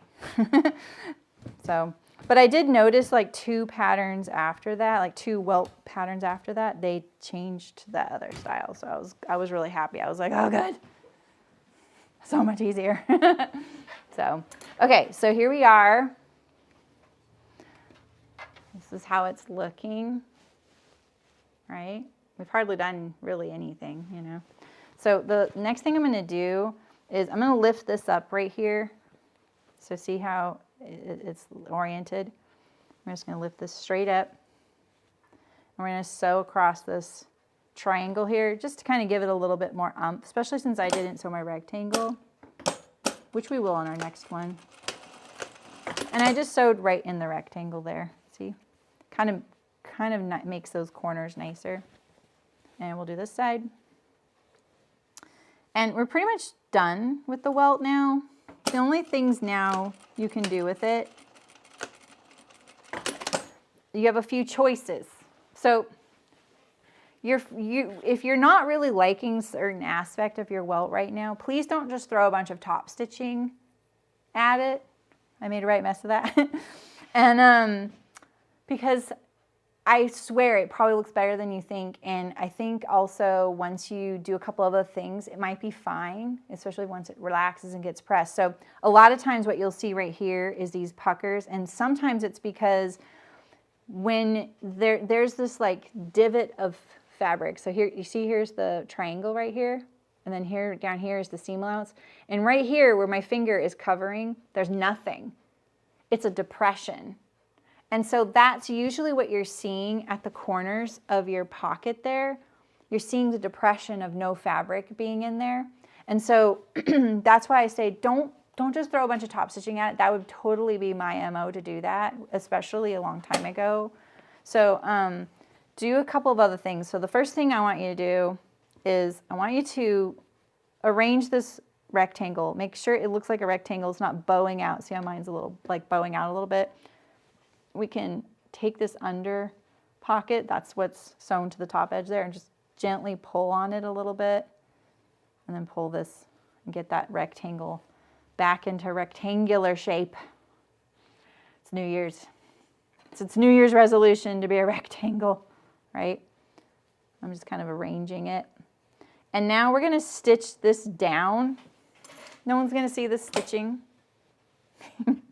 Julie's always giving me a hard time. You can do it above the seam or in the ditch, whatever you want. I'll do it above so you can see it, okay? And we're just gonna edge stitch right here. Once you start securing the perimeter of the pocket opening down, there's something about that that kind of makes it start behaving a little bit better. All right, and so now you can already see it's looking like flatter, right? So now the last thing you can do, and I should have offered this option to you earlier, is top stitching down here, but right now we can only do that if we lift up our pocket and do it, because you don't want to sew your pocket closed. So I'm not going to. I'm just going to do the welt ends, and we're going to secure also our pocket opening here, or I mean our perimeter here. So on the other one, I'll tell you when to stitch down here on the other pocket. All right. So now now here's the other thing you might be encountering is you're like, Sarah, I have this huge gap right here between my flap and the edge here. And I forgot to give you one of my pep talks. I'll give it to you on the other pocket, but that's okay. It's probably not as bad as you think. I am shocked what I've covered up with some hand stitches. So you're dealing with the thickness of this plus this opening. There's a lot going on there. And so you're naturally going to have a gap no matter how well you sewed this, unless you've sewn, 50 of them and you've honed the fabric choice of your favorite welt pocket. And then you're like, okay, I know what to expect. If you've never sewn a welt with the fabric you're sewing this with, there's a lot of variable. So be nice to yourself, but you can hand sew this. And what I usually do is if I do a couple passes, I use this bottom side of the welt to sew to the garment. And you can really just sit there and cherry pick, like sit there and kind of finesse it. And then once you kind of have that in place, then I'll go back and do the top right here. If you're feeling pretty good, you can just do the top, like a lot of times I do that. You can also machine sew it, which I'm about to do, right? So let's see, do I want to maybe finish this edge in here? I don't really need to finish my edges, but if you do, you should. I'm just going to sew around the perimeter of my pocket just to secure it, because my jacket's underlined, it won't show. So we're just going to sew this together. That's all. I got really close to the corner there, so I'm going to back stitch.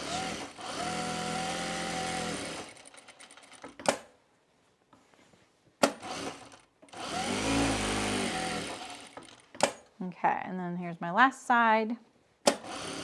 Nothing fancy. I'm just stitching it down. And now I've got that all secure. I can sit here and decide where to put my top stitch. I have this weird little bubble there, but we're not gonna worry about it. Here's my awl. Do I wanna come at it from bottom to top? I think so. So I'm gonna pull this like under welt. I'm just gonna kind of pull it under like that a little bit, so it hides it. I'm going to do my stitches a little longer, just in case I don't like it, which is very, very likely. So there's one. I'm going to do the other one now.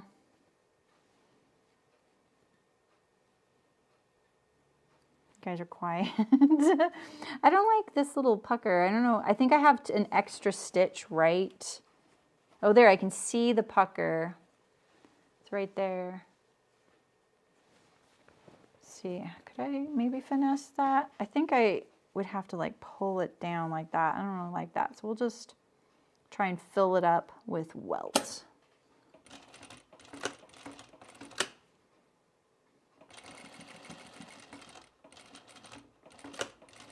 If you're doing kind of a woolly fabric, it's really easy to hide some imperfection.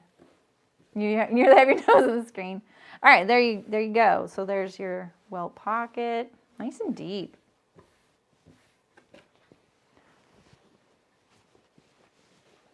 Right? And then you can see my opening is down there. You're holding your breath. Breathe. When you cut this little welt, you might think about whatever fabric you have. Like if you decide that you want your welt to blend in with the fabric, and you have like a directional, like a plaid, and you want the plaid to match, my hat is off to you. Remember, you only have to match this right here, this side of this fold. So draw it in on your welt piece, the finished markings, which is 5/8 in on this side and 1/4 of an inch up from the bottom, and then the fold line, and that's what you have to match. And interface that puppy like its life depends on it, because you've just put it on the bias, okay? So you can see my grain line matches this way, and so you can see it's off from the jacket. See that? You can also do really fun stuff, you know, with this little thing. But see how mine doesn't match? So yeah, it's very easy to sew this style. It makes you feel very accomplished. And I'm really hoping that this is my little seam allowance here got caught in the upper top stitch, but we're not going to worry about it. No big deal, right? This will get caught in the facing will cover here. The hem will be up here. It's a little crooked, you know, but it'll be okay. So, all right. So let's do our other one, and we'll do this one a little differently. We need this, and we need this and this. So I've already sewn my welt. If you have a really thick, fluffy fabric, you can stitch this along the edge here, like 1/8 of an inch, to kind of mash it down. Also make it so that it doesn't do this shift, right? And then you get this like when you sew it in, you get this weird little torqued welt. So, yeah, all right. So make sure also that you have a left and a right. My fabric, I can't tell. So, all right, so we're gonna put this on here, and then yeah, I'm gonna do this how I usually do it, which is I do the whole square or the whole rectangle. So I'm gonna draw my line on here so you can see the middle.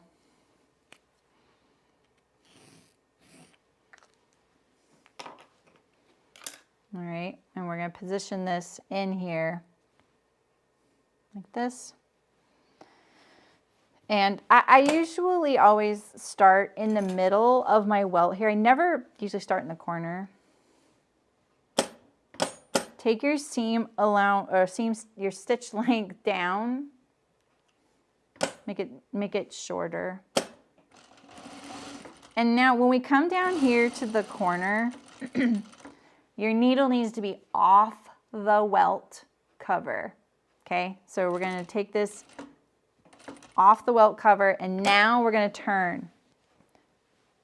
This is where I used to go wrong a lot, is I would catch it or something, and then it's not going to happen. It's just not going to happen. All right, so now count your number of stitches to this next corner.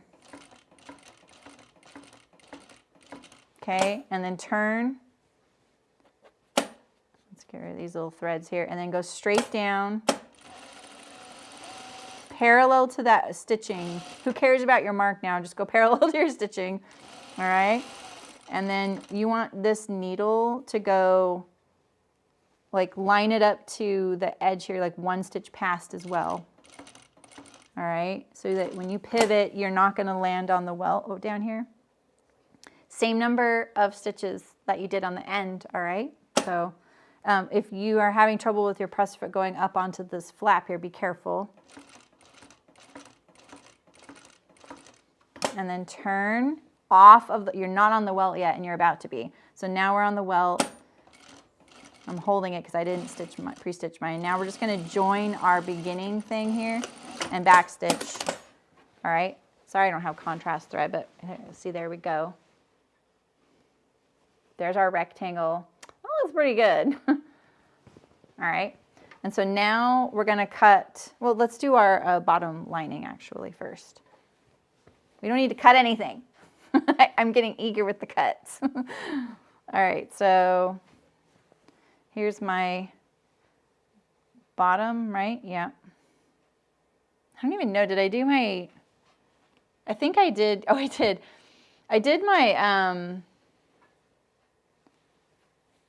that's really funny. So I did my pockets so that when you look inside, you see the right side of my pocket lining on the bottom, but the wrong side on the top.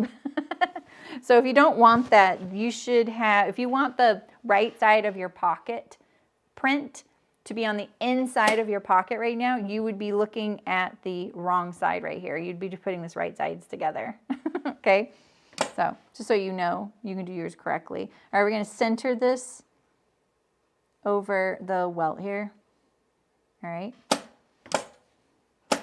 Sorry, my heel is very eager. And we're only going to stitch this where the box has been stitched, but not the whole box, just one side.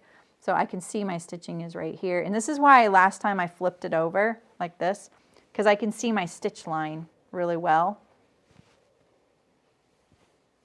So we'll stitch it, and I'm going to stitch it just to the right of my stitch line, like literally like up against it, so that I enclose that stitch.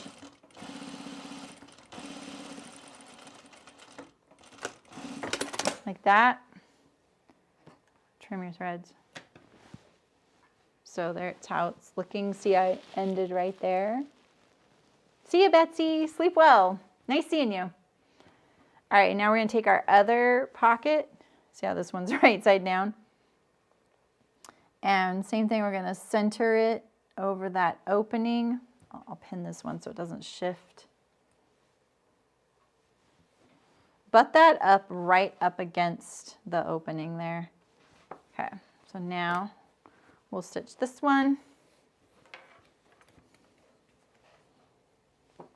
Stop folding in there. I feel you trying to crumple. We don't accept that. Stitch on the inside of the box. Next to that stitching.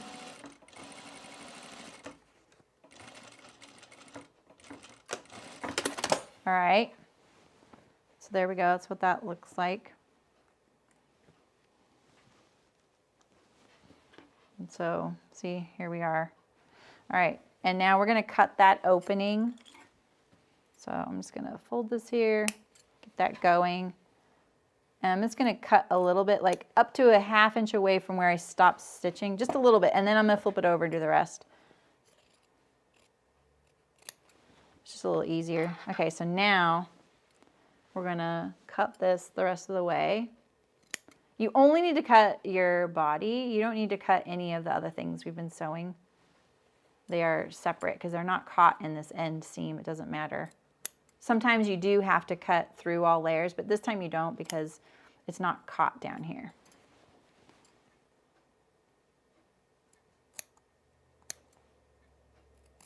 All right, like that. Let's just look at it. I think I can get a little closer. You don't want to be like right up there like it seems like. You just get pretty close. You can always come back and clip it a little better.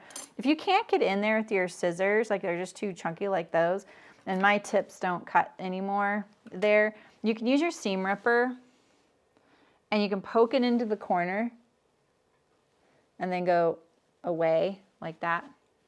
So that's another way to do your corners. I don't care what professionals say, that works really good. Or bloggers. I care what professionals say. I don't care what bloggers say. All right, so now we're gonna poke this through. All right. And we're not gonna panic because it always looks kind of like a hot mess at this point. All right, so here we go. Now let's go over to the iron. If you're in my guild or you've bought the skill building session all about pockets, this is in there. My whole welt thing is in there, and I give like all the different styles, the single, the double, and this style. And I even sew one of these, or I sew, which one do I sew? At a huge thing so you can see everything. It was actually really fun to do. So let's poke this triangle over. Just press this bottom pocket and your triangle right now. Because this one's going to go down, so you don't need to like do anything to it yet. So just try not to push your rectangle out of shape. So we're just kind of gently arranging these pieces here. Let's just press it down. And then I'm going to soak this a little bit since I don't have my steam today. Oh, wait, let me turn the chat. Yeah, exactly. Yeah, if your scissor tips aren't that sharp or they're too thick, like the ones that are sharp for me are too thick to get in there sometimes. All right. So let's pull this down, but not too far down. And so now I'm just thinking about the opening here. I'm going to lift it up. Just trying to get things to lay nice and flat. Maintain my rectangle, but no one's going to see it. You just don't want to distort your garment, right? So not only will nobody see this rectangle, even if it's kind of wonky, right? No one sees it. We just don't want, like, say we would want it to be doing like that, right? You see this little stress line because it's bowing up. So just try and get your front to lay nice and flat all around the pocket. That's what matters, right? Seeing this visually. So focus on that. Then mash it all down. Put it in the sandwich press. Remember those sandwich press things? Put it in the waffle iron. Like that. And then you can even do things like pin it closed, you know. Oh, I forgot to give you the chance to top stitch that. We'll do that now. But we could have done it. No, now's a good time. Now's actually when I would do this. I would just lift this out of the way, top stitch this. Yeah, so all right, so let's go over there. Back over here. Hi, Martina, how's it going? Happy New Year. He still has, and sometimes uses sandwich rolls. Oh, that sounds so good.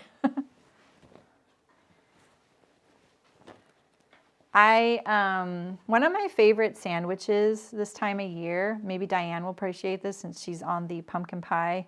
It has nothing to do with pumpkin, but she's a fall food lover. I really like what I call turkey lurkey sandwiches, and I thought that everybody called them that because the sandwich shop called them that. But it's literally like Thanksgiving in a sandwich. This is so American. I'm so sorry. I definitely apologize for the sandwich because it's disgusting to everybody around me. But there's stuffing in there, turkey, gravy, and cranberry sauce. And so I haven't been able to get it to taste very good lately. And I'm like, what's going on? Is it my bread choice or whatever? But I made it grilled the other day, like a grilled cheese. And it turned out so good. Hi, Nathmi. How's it going? Happy New Year. Nice to see you.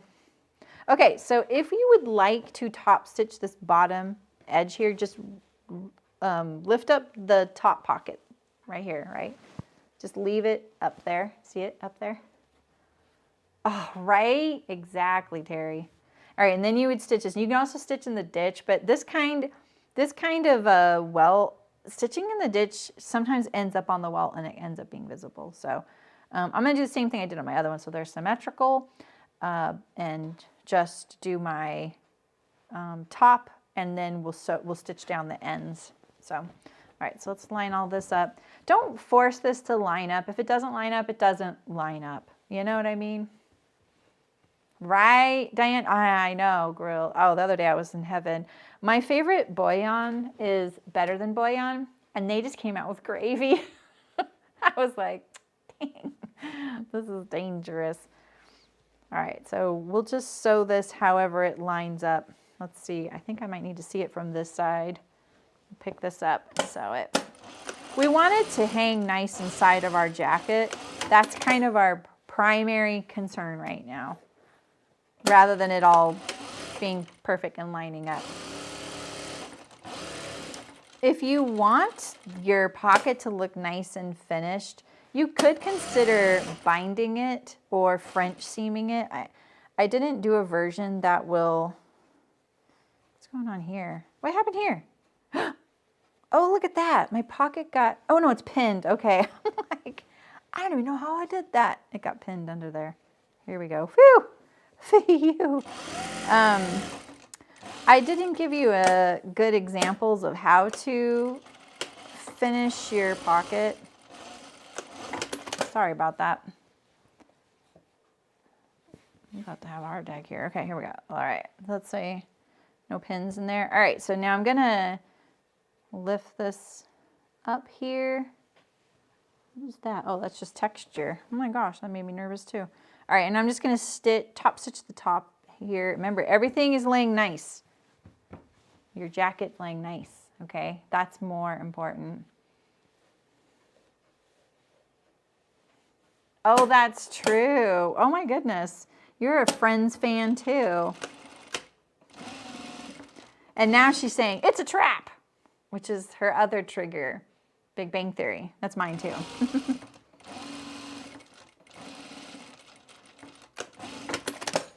Okay, let's trim these threads. And then now we're gonna just top stitch this down. You can see I have this little gap right there. It's pretty small. I know, I've had much bigger gaps. Trust me. That's when I hand sew. Big gaps, I hand sew. I make no apologies for that. My daughter got a bonus from her work of a whole turkey. When she came home, she handed us a turkey. I was like, okay, well, we're not actually making Thanksgiving. Grammy is. Oh no, we did do Thanksgiving, but we did a ham. That's what it was. And then my mom did Christmas. So we still have a whole turkey, Diane. Maybe we need to do the same thing. Maybe it could be Valentine's giving. Wait, I want to do this from the bottom up again, from both sides. I'm not doing all my little things here. You're distracting me with turkey dinner. All right. Those look good. I like machine stitching these. No matter how many times I hand sew them, they come undone. You know, I'm not the best hand sewer. We all know it. I can only sew buttons on really, really good. All right, so now we have our welt pockets. Are you guys up for more sewing? Because I was thinking of sewing a little further. We're going to do the underlining. Julie, did you go to bed? I know Julie's been interested in this. Or I could do the internal pocket. I need to do the internal pocket. I need to do the internal pocket. So let's see. Here's my fronts. Okay. And then here's my sleeves. And here's my facings, collars, folded pocket, linings. Okay. This is the back.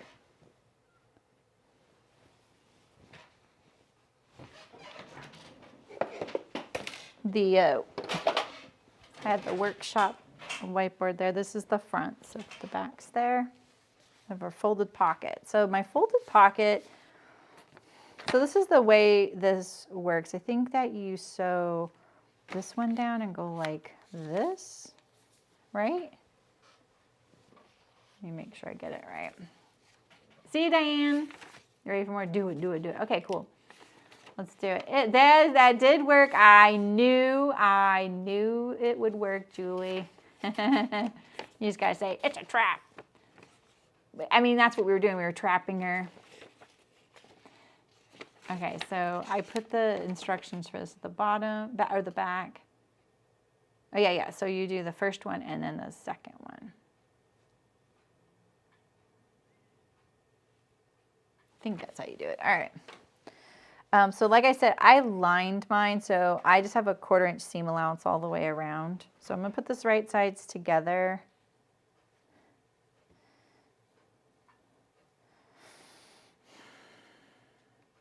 I really only need to do these 3 sides, so that's what we'll do. That'll make it easier.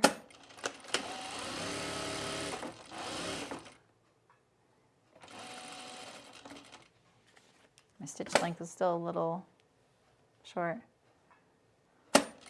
It's a test.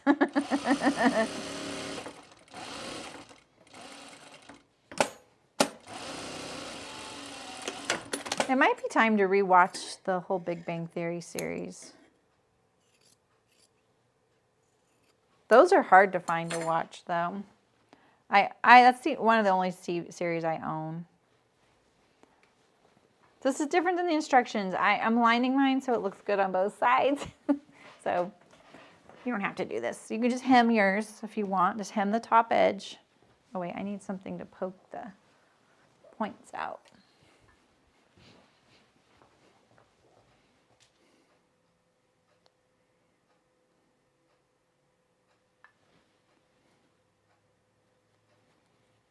Okay.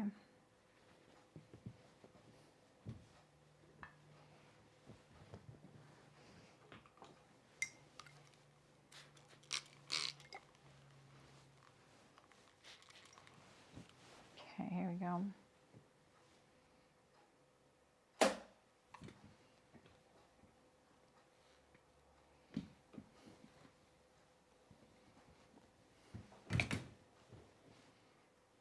Just trying to get it right on the edge here. So I'm pulling it over and then I roll it like that. That seems to work really good.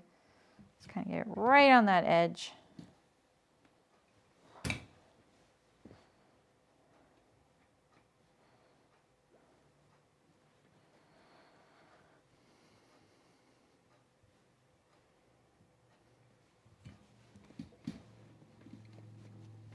Okay.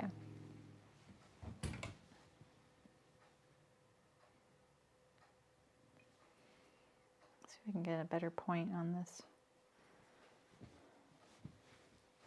Looks pretty good.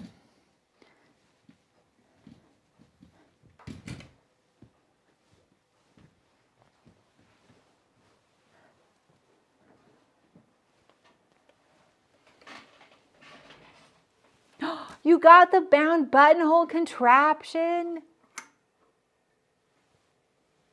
Oh man, I'm missing a lot here.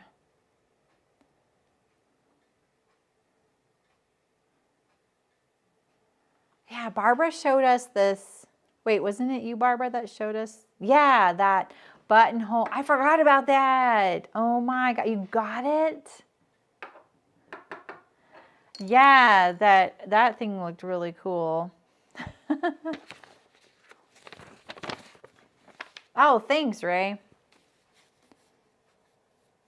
All right, so I trimmed off my seam allowance to be a quarter. That's why you're only seeing a quarter. And now I'm just looking for this this dotted line. Where's my hero marker? It's really the only thing I really love. Okay, we'll just crease it here.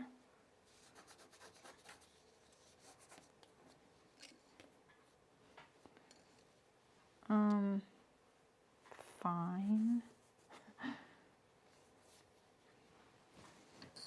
Like that? Or do we want it like that? We want it on the right front, the inner right front. So that would be this one right here. Okay. So if I put this on me, can I figure out roughly where I want this? Like I want this. Maybe I want it lower. Like here. Forgot I have boobs.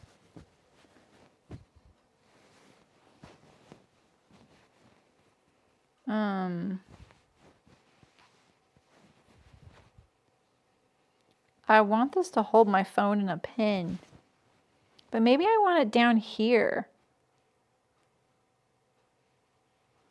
I think I want it like right there, like down here, lower, like this.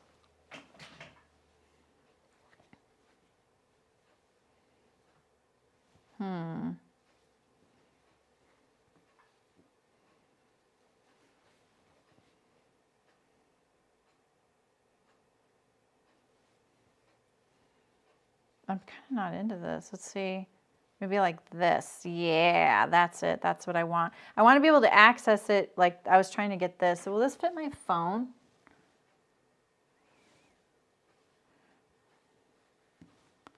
Barely. Okay. We might need to readjust that fold line there. Why are we taking pictures here? We want this to go like this. This is already finished, so and we just need to fold this down. We're just gonna fold a little down here. I think that'll work. I think that'll work. Okay. You cut your front. I did. Lower, don't put your phone on your breast. Okay, Blair. Thank you.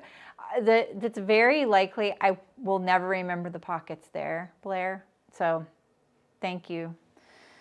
Okay, I'm gonna put it like here. All right, like that. Okay, so, and we want this to sew like right here to right here. So let's just sew that first so we don't lose our marks.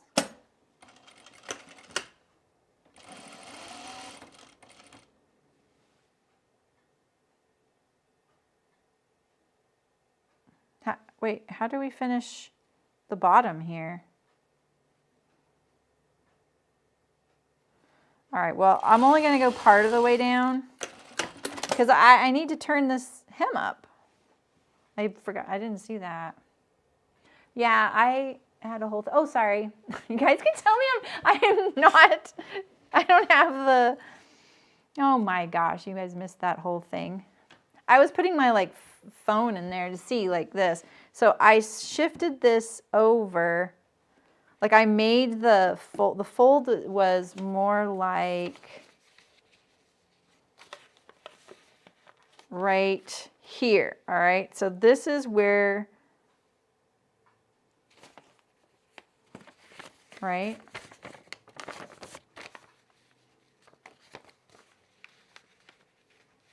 it was supposed to be more like that, all right? But that's a little too small for my phone. So that's why we're going bigger. Okay. Okay, so that, and then when I sewed down here, I realized I may have missed a step because we need to be able to turn this under like this and finish the edges. So, all right. So I just need to sew here now. Okay. Definitely I missed the plot on the sewing instructions for this thing. I'm going to reinforce this little top here. So we're going to come up to the top, sew over, and then down.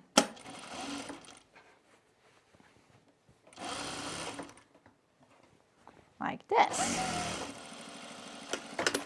And then now you can't do that either. What did I miss on this pocket? Maybe you're supposed to edge stitch the fold. It's hard. I sometimes I really need to not think how I would do this, you know? It interrupts things. Okay. So basically, right? I don't really know how you're supposed to do this. I'll look at it later. There we go. Okay, so now, sorry, I'm steering you wrong on this one. You should just follow whatever they say.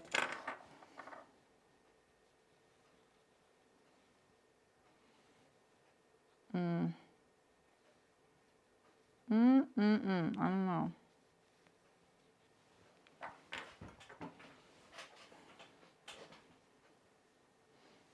I should not have edge stitched that right there. That I just did.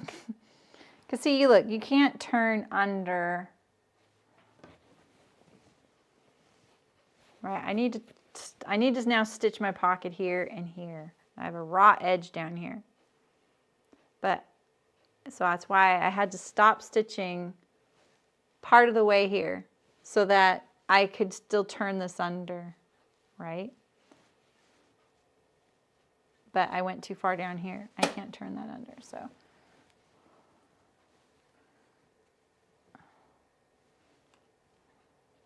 So we'll have to take out a few stitches right here. And then I'm underlining, I promise.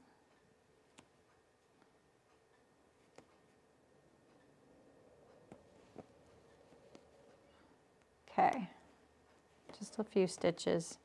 We'll put a back stitch here.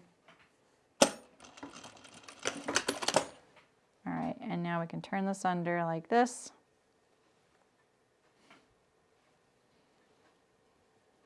I just didn't really read I read the directions kind of, but like I said, I skimmed them. The font is very light and small. So I should have probably read these really closely because sometimes the simplest things are the trickiest.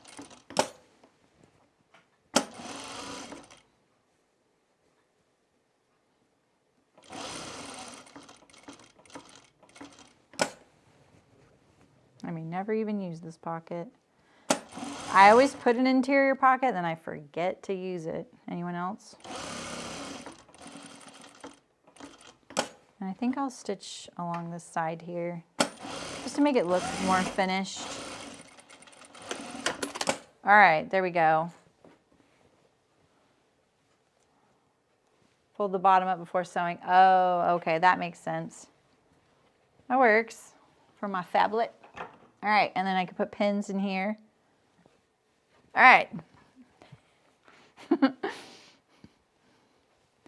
Okay, so we're going to, let's just go to this one here. It does go to this one here. That one goes here.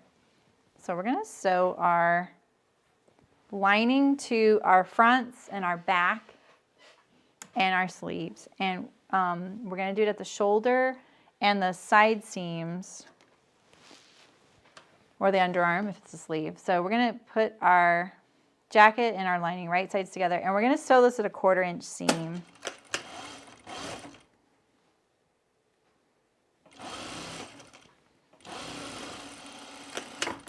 Just 1/4 inch. That looks a little generous because the lining was kind of bowing out there. Same here, 1/4 inch seam along the side seam. Man, I was kind of thinking about some tricky stuff down here because I was like, you know, actually I was kind of thinking about cutting my lining shorter. Because if I cut my lining shorter, right, and I go to like this, when I go to hem it, like let's pretend this isn't here, right? When I go to hem it, I can hem right over that lining edge. You know? I like this idea, and I'm going to Hong Kong finish this. And then top stitch it down. So if I think I can safely trim the bottom edge, the hem allowance, without any repercussions, right? Asking for a friend. I'm underlining.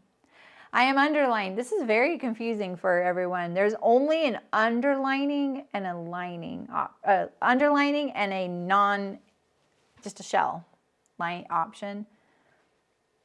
And you don't ever usually sew your lining to yourself. So I don't know, what do you think about it? I like the idea of, because I don't really like folding my lining up with the hem. I think it's going to be misaligned somehow. So what's the hem allowance on this? I think I'm just going to trim it. It's something like 1 5/8, right? What did I say? Hems, finishing the edges. Hems, 5/8, 1 5/8. So if I take off 1 5/8 here, let's just hope this doesn't get me into trouble. I'll cut it off more formally, but I just want to get to here. Finish the seam, then I'll trim all these off.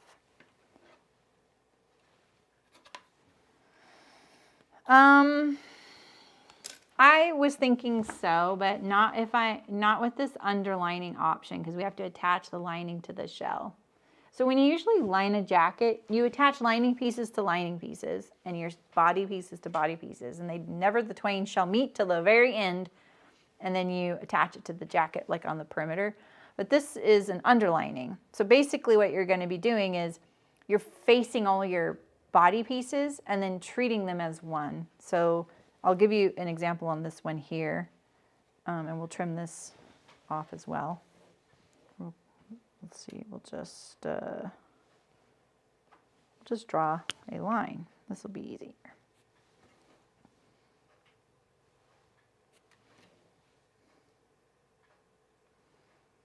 Like this.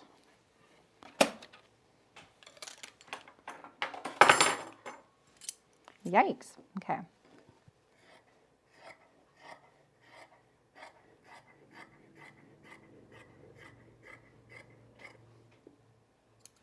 Okay. All right, so let's go. Let me show you one whole underlining step.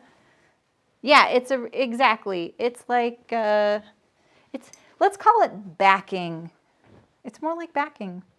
All right, so now when you pull your lining to the line up to all your edges here, it's going to leave like 1/4 inch. Let's get this all lined up here. I could have stay stitched this, that might have been good. So let's get this lined up here. Actually, we could press this first. Let's press this first. I'm out of sorts. I'm out of sorts. All right, so we're gonna press this like this. Press the seam allowance towards the lining. Pretty sure that's what I want to do, press it towards the lining, right? Okay. And then same at the shoulder here. All right. And now, we'll do it from this side so you can see it happen.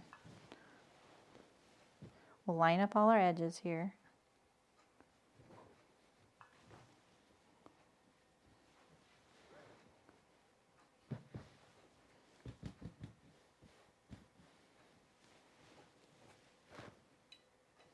This. Get that welt pocket. I'm like, what's that? It's the entire, this is the one with the interior pocket too. All right, and now, look at that. See how nice that looks? Same with here. So all we really did just now was we bound the edge of our seam. We really want this to lay flat too, that's why I'm fussing. Because from now on, we're going to treat all these pieces as one. And then we'll just sew this with the seam allowance right sides together to the body.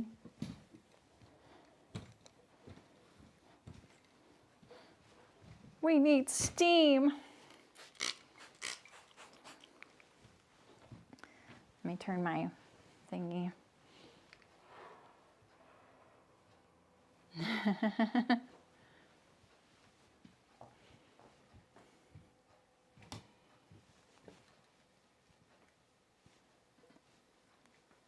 I cut the hem, yeah, to kind of make it less bulky and to give a nice turning point. I'm hoping I didn't make a boo-boo by doing that, but I'm pretty sure I understand all the steps. Okay, so this is how it looks, right? And so let's make sure that this is all flat in here because it didn't feel like it. Yeah, there we go, okay. I'm just gonna pin this so that the pocket doesn't kind of, you know, sneak up. And we'll trim the pocket to match the lining at some point. And then this is it. This is, now we have our front. Now we just pretend like our front is one piece of fabric. Okay.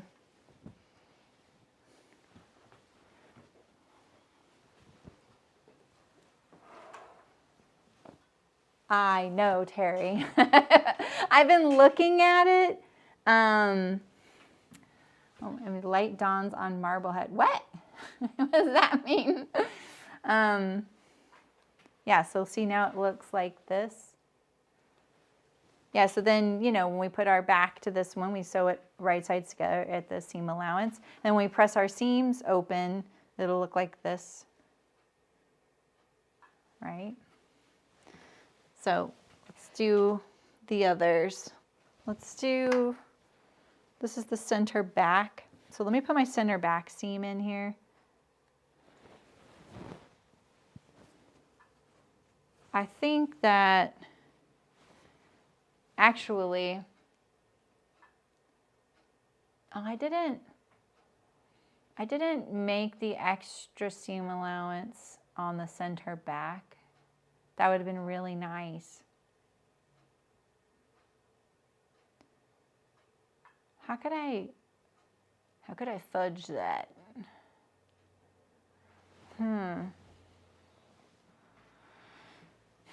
Yeah, exactly. So you're kind of doing a faux Hong Kong finish on all your seams.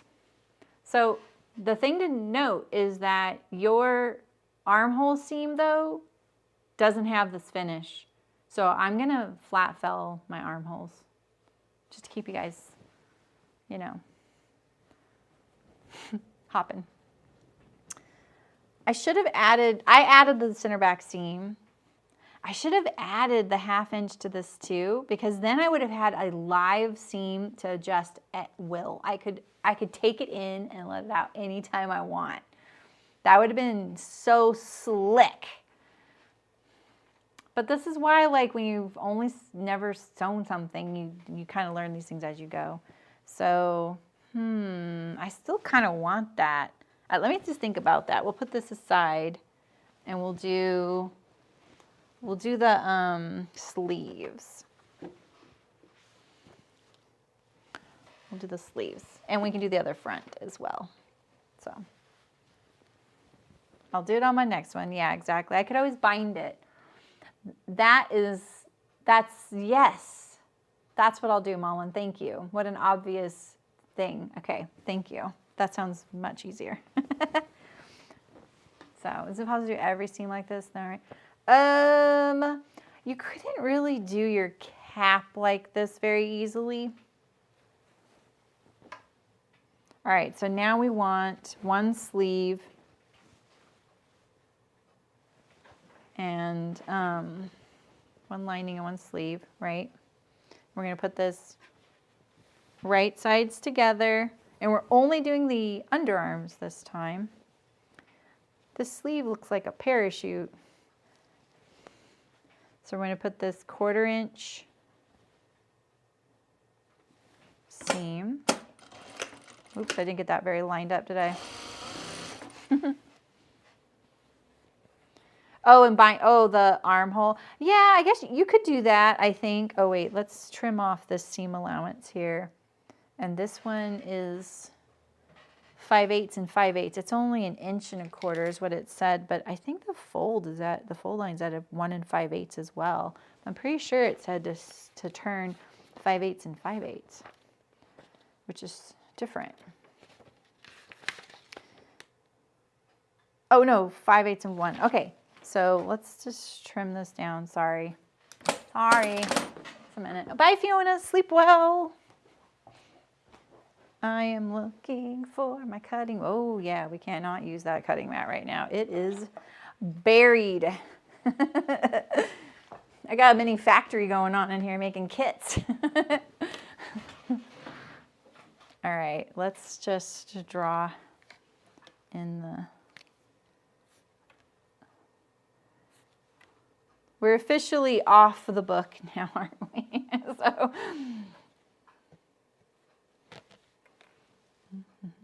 I'm getting hungry though. What I could do is, I don't want to do any of this off camera though. I want you to see all of it.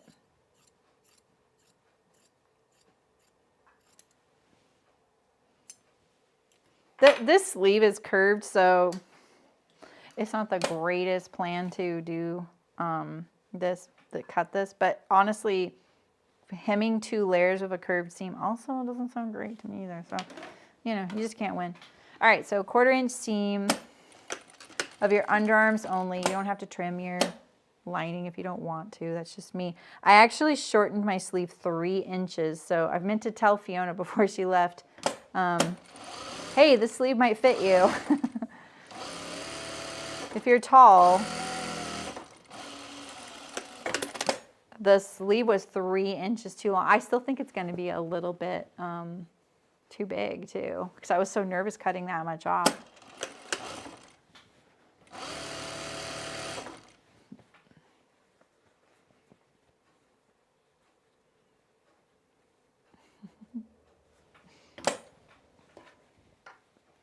Okay, let's pull that. There we go.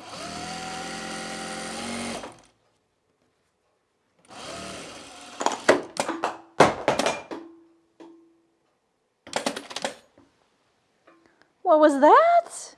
Why'd you do that?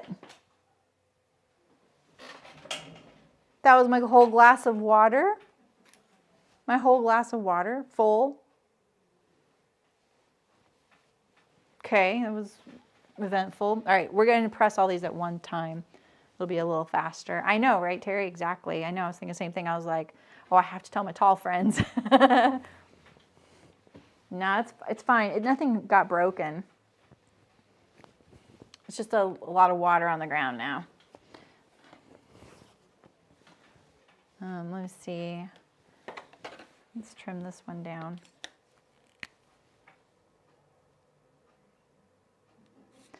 So sometimes I really like doing a pattern that I'm not paid to do, because I can do whatever I want to do to it.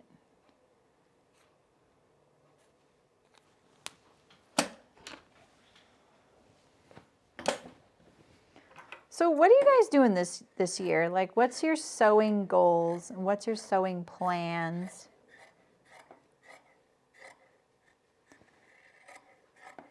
I think like one thing I've done lately is separate my personal sewing goals away from my so-so goals.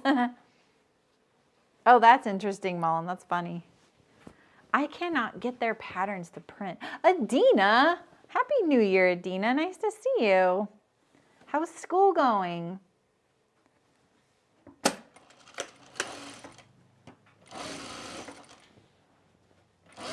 We're sort of at the end of the stream, but we just really wanted to see this, so we're doing it.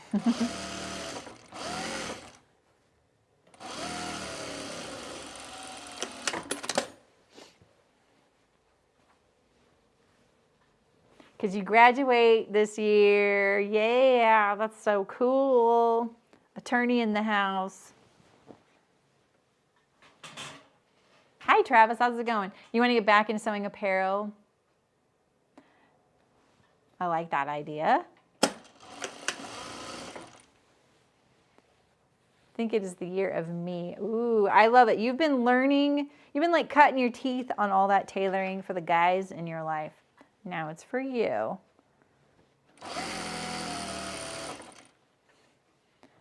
Hi, Nancy. How's it going? It's fine. I'm towards the end. You can always rewatch it. All right, we got this one. We'll do one more front here. Right sides together. We're underlining right now. So you use the right color thread. I don't know, Hillary. That sounds like crazy talk to me. So I'm making some nicer slacks and a jacket. Oh, I like that. I think I want to make a blazer. Oh, I know I want to make a blazer for sure, an unlined blazer, because I really want to do all the like fun binding finishes on the inside. So I want to do that this year.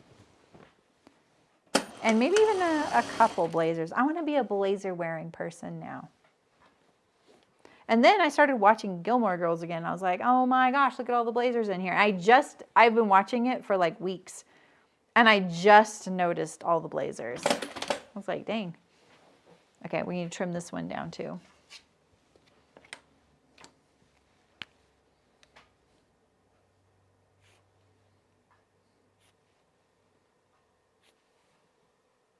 As far as so-so goes, I'm gonna finish Fittopedia.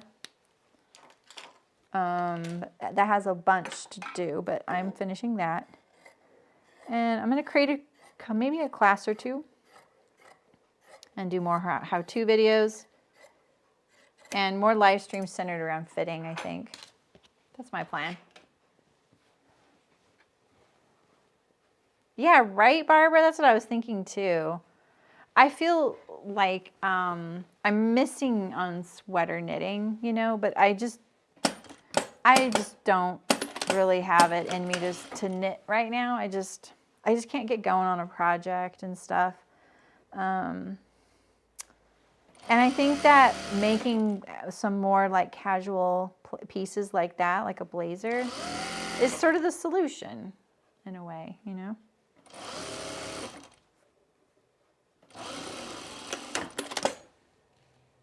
Thought I ran out of bobbin thread. Okay, got this one done. And now we just need to do the back. But we should probably, oh, that's okay. This is okay. This is okay. This is how we want to do this. All right, so we're going to do these separate. See you, Danny. Have a good day. Yeah, totally, Dina, exactly. I mean, I love knitting.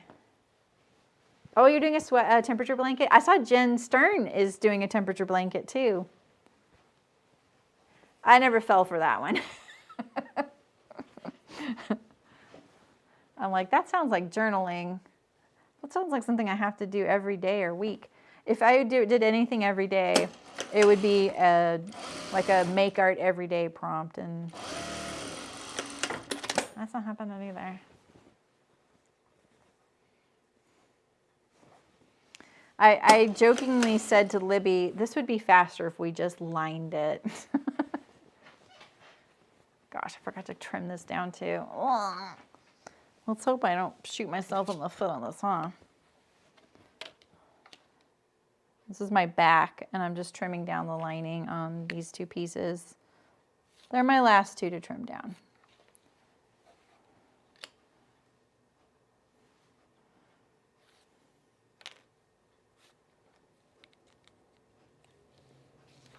Let's do this one here.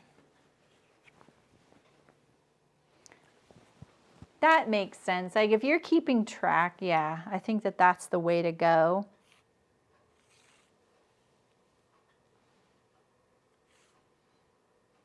Do the temperatures correspond to colors in the traditional way, like reds are warm and blues are cool? Or do you pick what you want?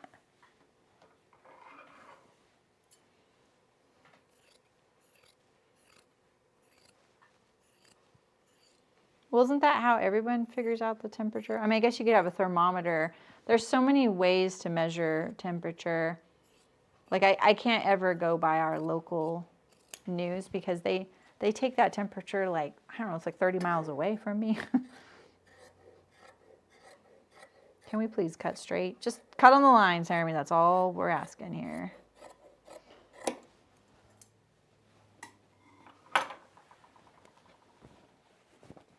You choose whatever color. Oh, okay, okay. Oh, that's awesome. I love Fair Isle. I think that, I totally agree. I really like Fair Isle. I'm not great at it. Like, you know, nothing I ever knit in Fair Isle is going to win a prize. But I don't really care. I just like it so much. Kind of go by cooler colors for cool days. Okay. I just feel like there's going to be a lot of, oh, I ran out of bobbin. There's going to be a lot of blue blankets this year. See, the idea of a temperature blanket, where I used to live in Humboldt, it's so temperate there that the temperature doesn't fluctuate much more than 10 degrees throughout the year. It's so temperate. And so, I mean, I'm kind of exaggerating a little bit, but I'm not kidding. Like in the summer I moved here, it was like the high was 60. You know, in the winters, yeah, you can get cold winters, but cold as in like 40s, right? So you're talking about a blanket that's literally like 20 colors, maybe, unless they have a heat wave. So not a very exciting blanket.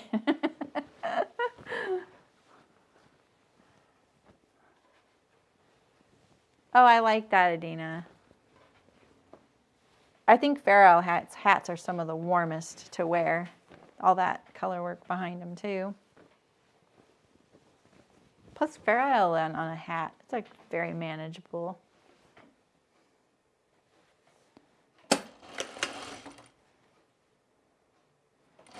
When I started getting ready, all these classes ready for the Sew Expo stuff, it was really making me nostalgic for chicken boots and knitting. Same when like Jimmy Beans contacted me and I was hammering out like the royalty thing with them. I got all the patterns together and I was getting really nostalgic for it. I have started a sweater, but now it's just been a little too long. I wouldn't trust where I'm at. It's not even a hard sweater. I was just replacing one that I wore a lot, but the pattern was super funky. So, okay, look at all these things we have here. We should have a front,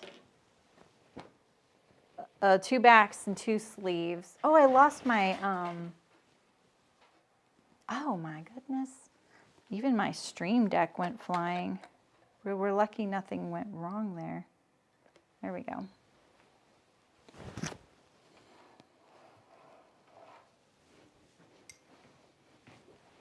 Okay.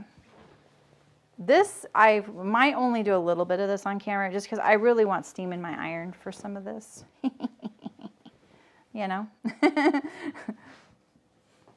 It would make it a little nicer. I'll get a crisper thing here. So line it all up, right? And then you should be like filling up the seam allowance with your self. Like your self piece here is flat. It should be flat. Like inside here, see, it's flat. It's not folding, only this lining piece is.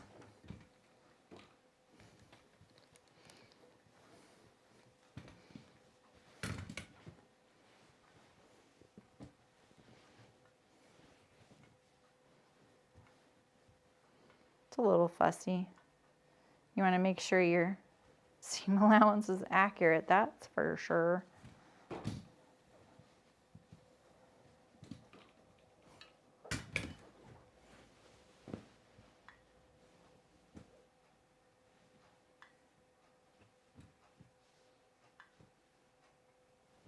You decide the number of degrees for each color though, so each color could be just 1 to 2 degrees. Oh, I see. So if it only fluctuates 20 degrees, 20 colors is plenty if I did 1 color per degree. See, now I'm thinking it's 1 color per degree, and it's not. That makes more sense, because that would be kind of an epic number of colors, huh, for some people, you know? It's feeling a little fussy, Hillary, just because I feel like over here, it feels like my cotton is bigger. If anything was going to feel bigger, I would honestly think of my outer, because I don't think my outer is going to shrink at all. And I was a little worried my lining might, right? So, and see, like this looks a little loose right here. See that? You don't want that for sure. You want this to be nice and flat.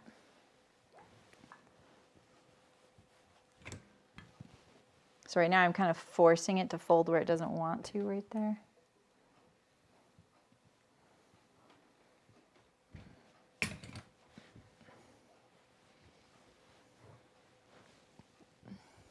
Yeah, and then when you sew your seam, right, you'll see this on the inside.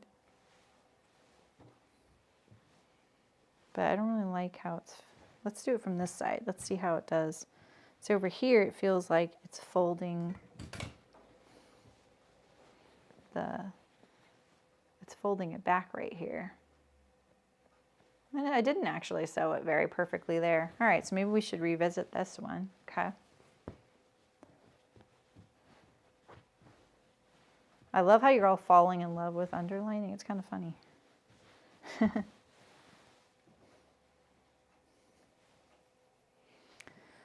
If one of these layers was supposed to be bigger, it's probably better it's this one, because once this is sewn and this is wrapping around, it'll take that up. So that's kind of the good news right now. All right, let's look at another one. Let's look at this one. Let's press the seam.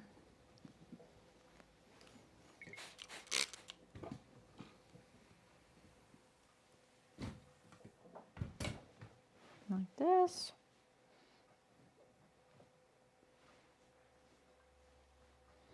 Like this.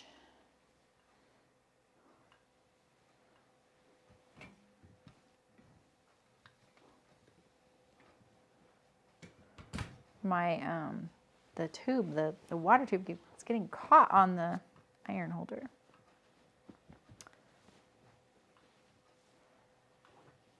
Night, Malin. Sleep well.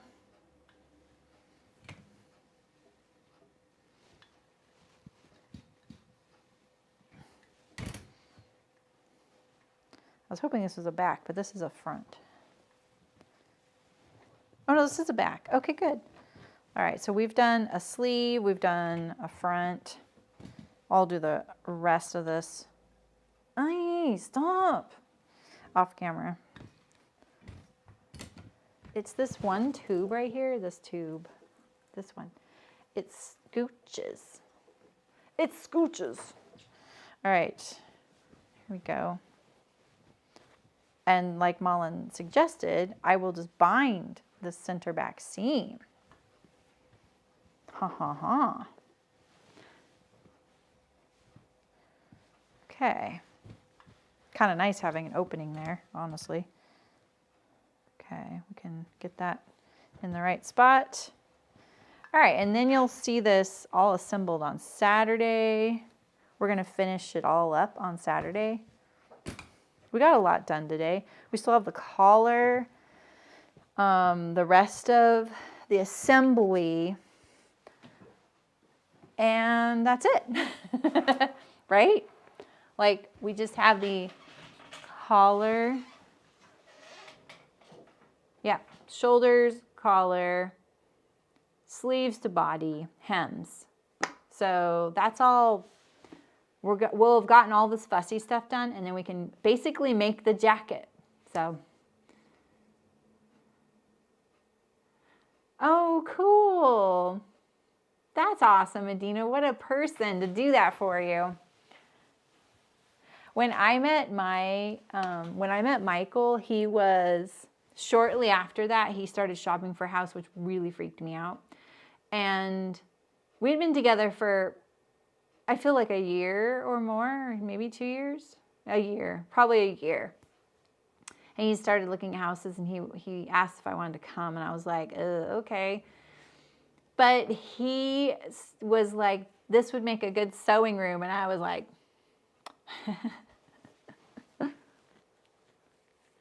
that's when you know it's going to be fine.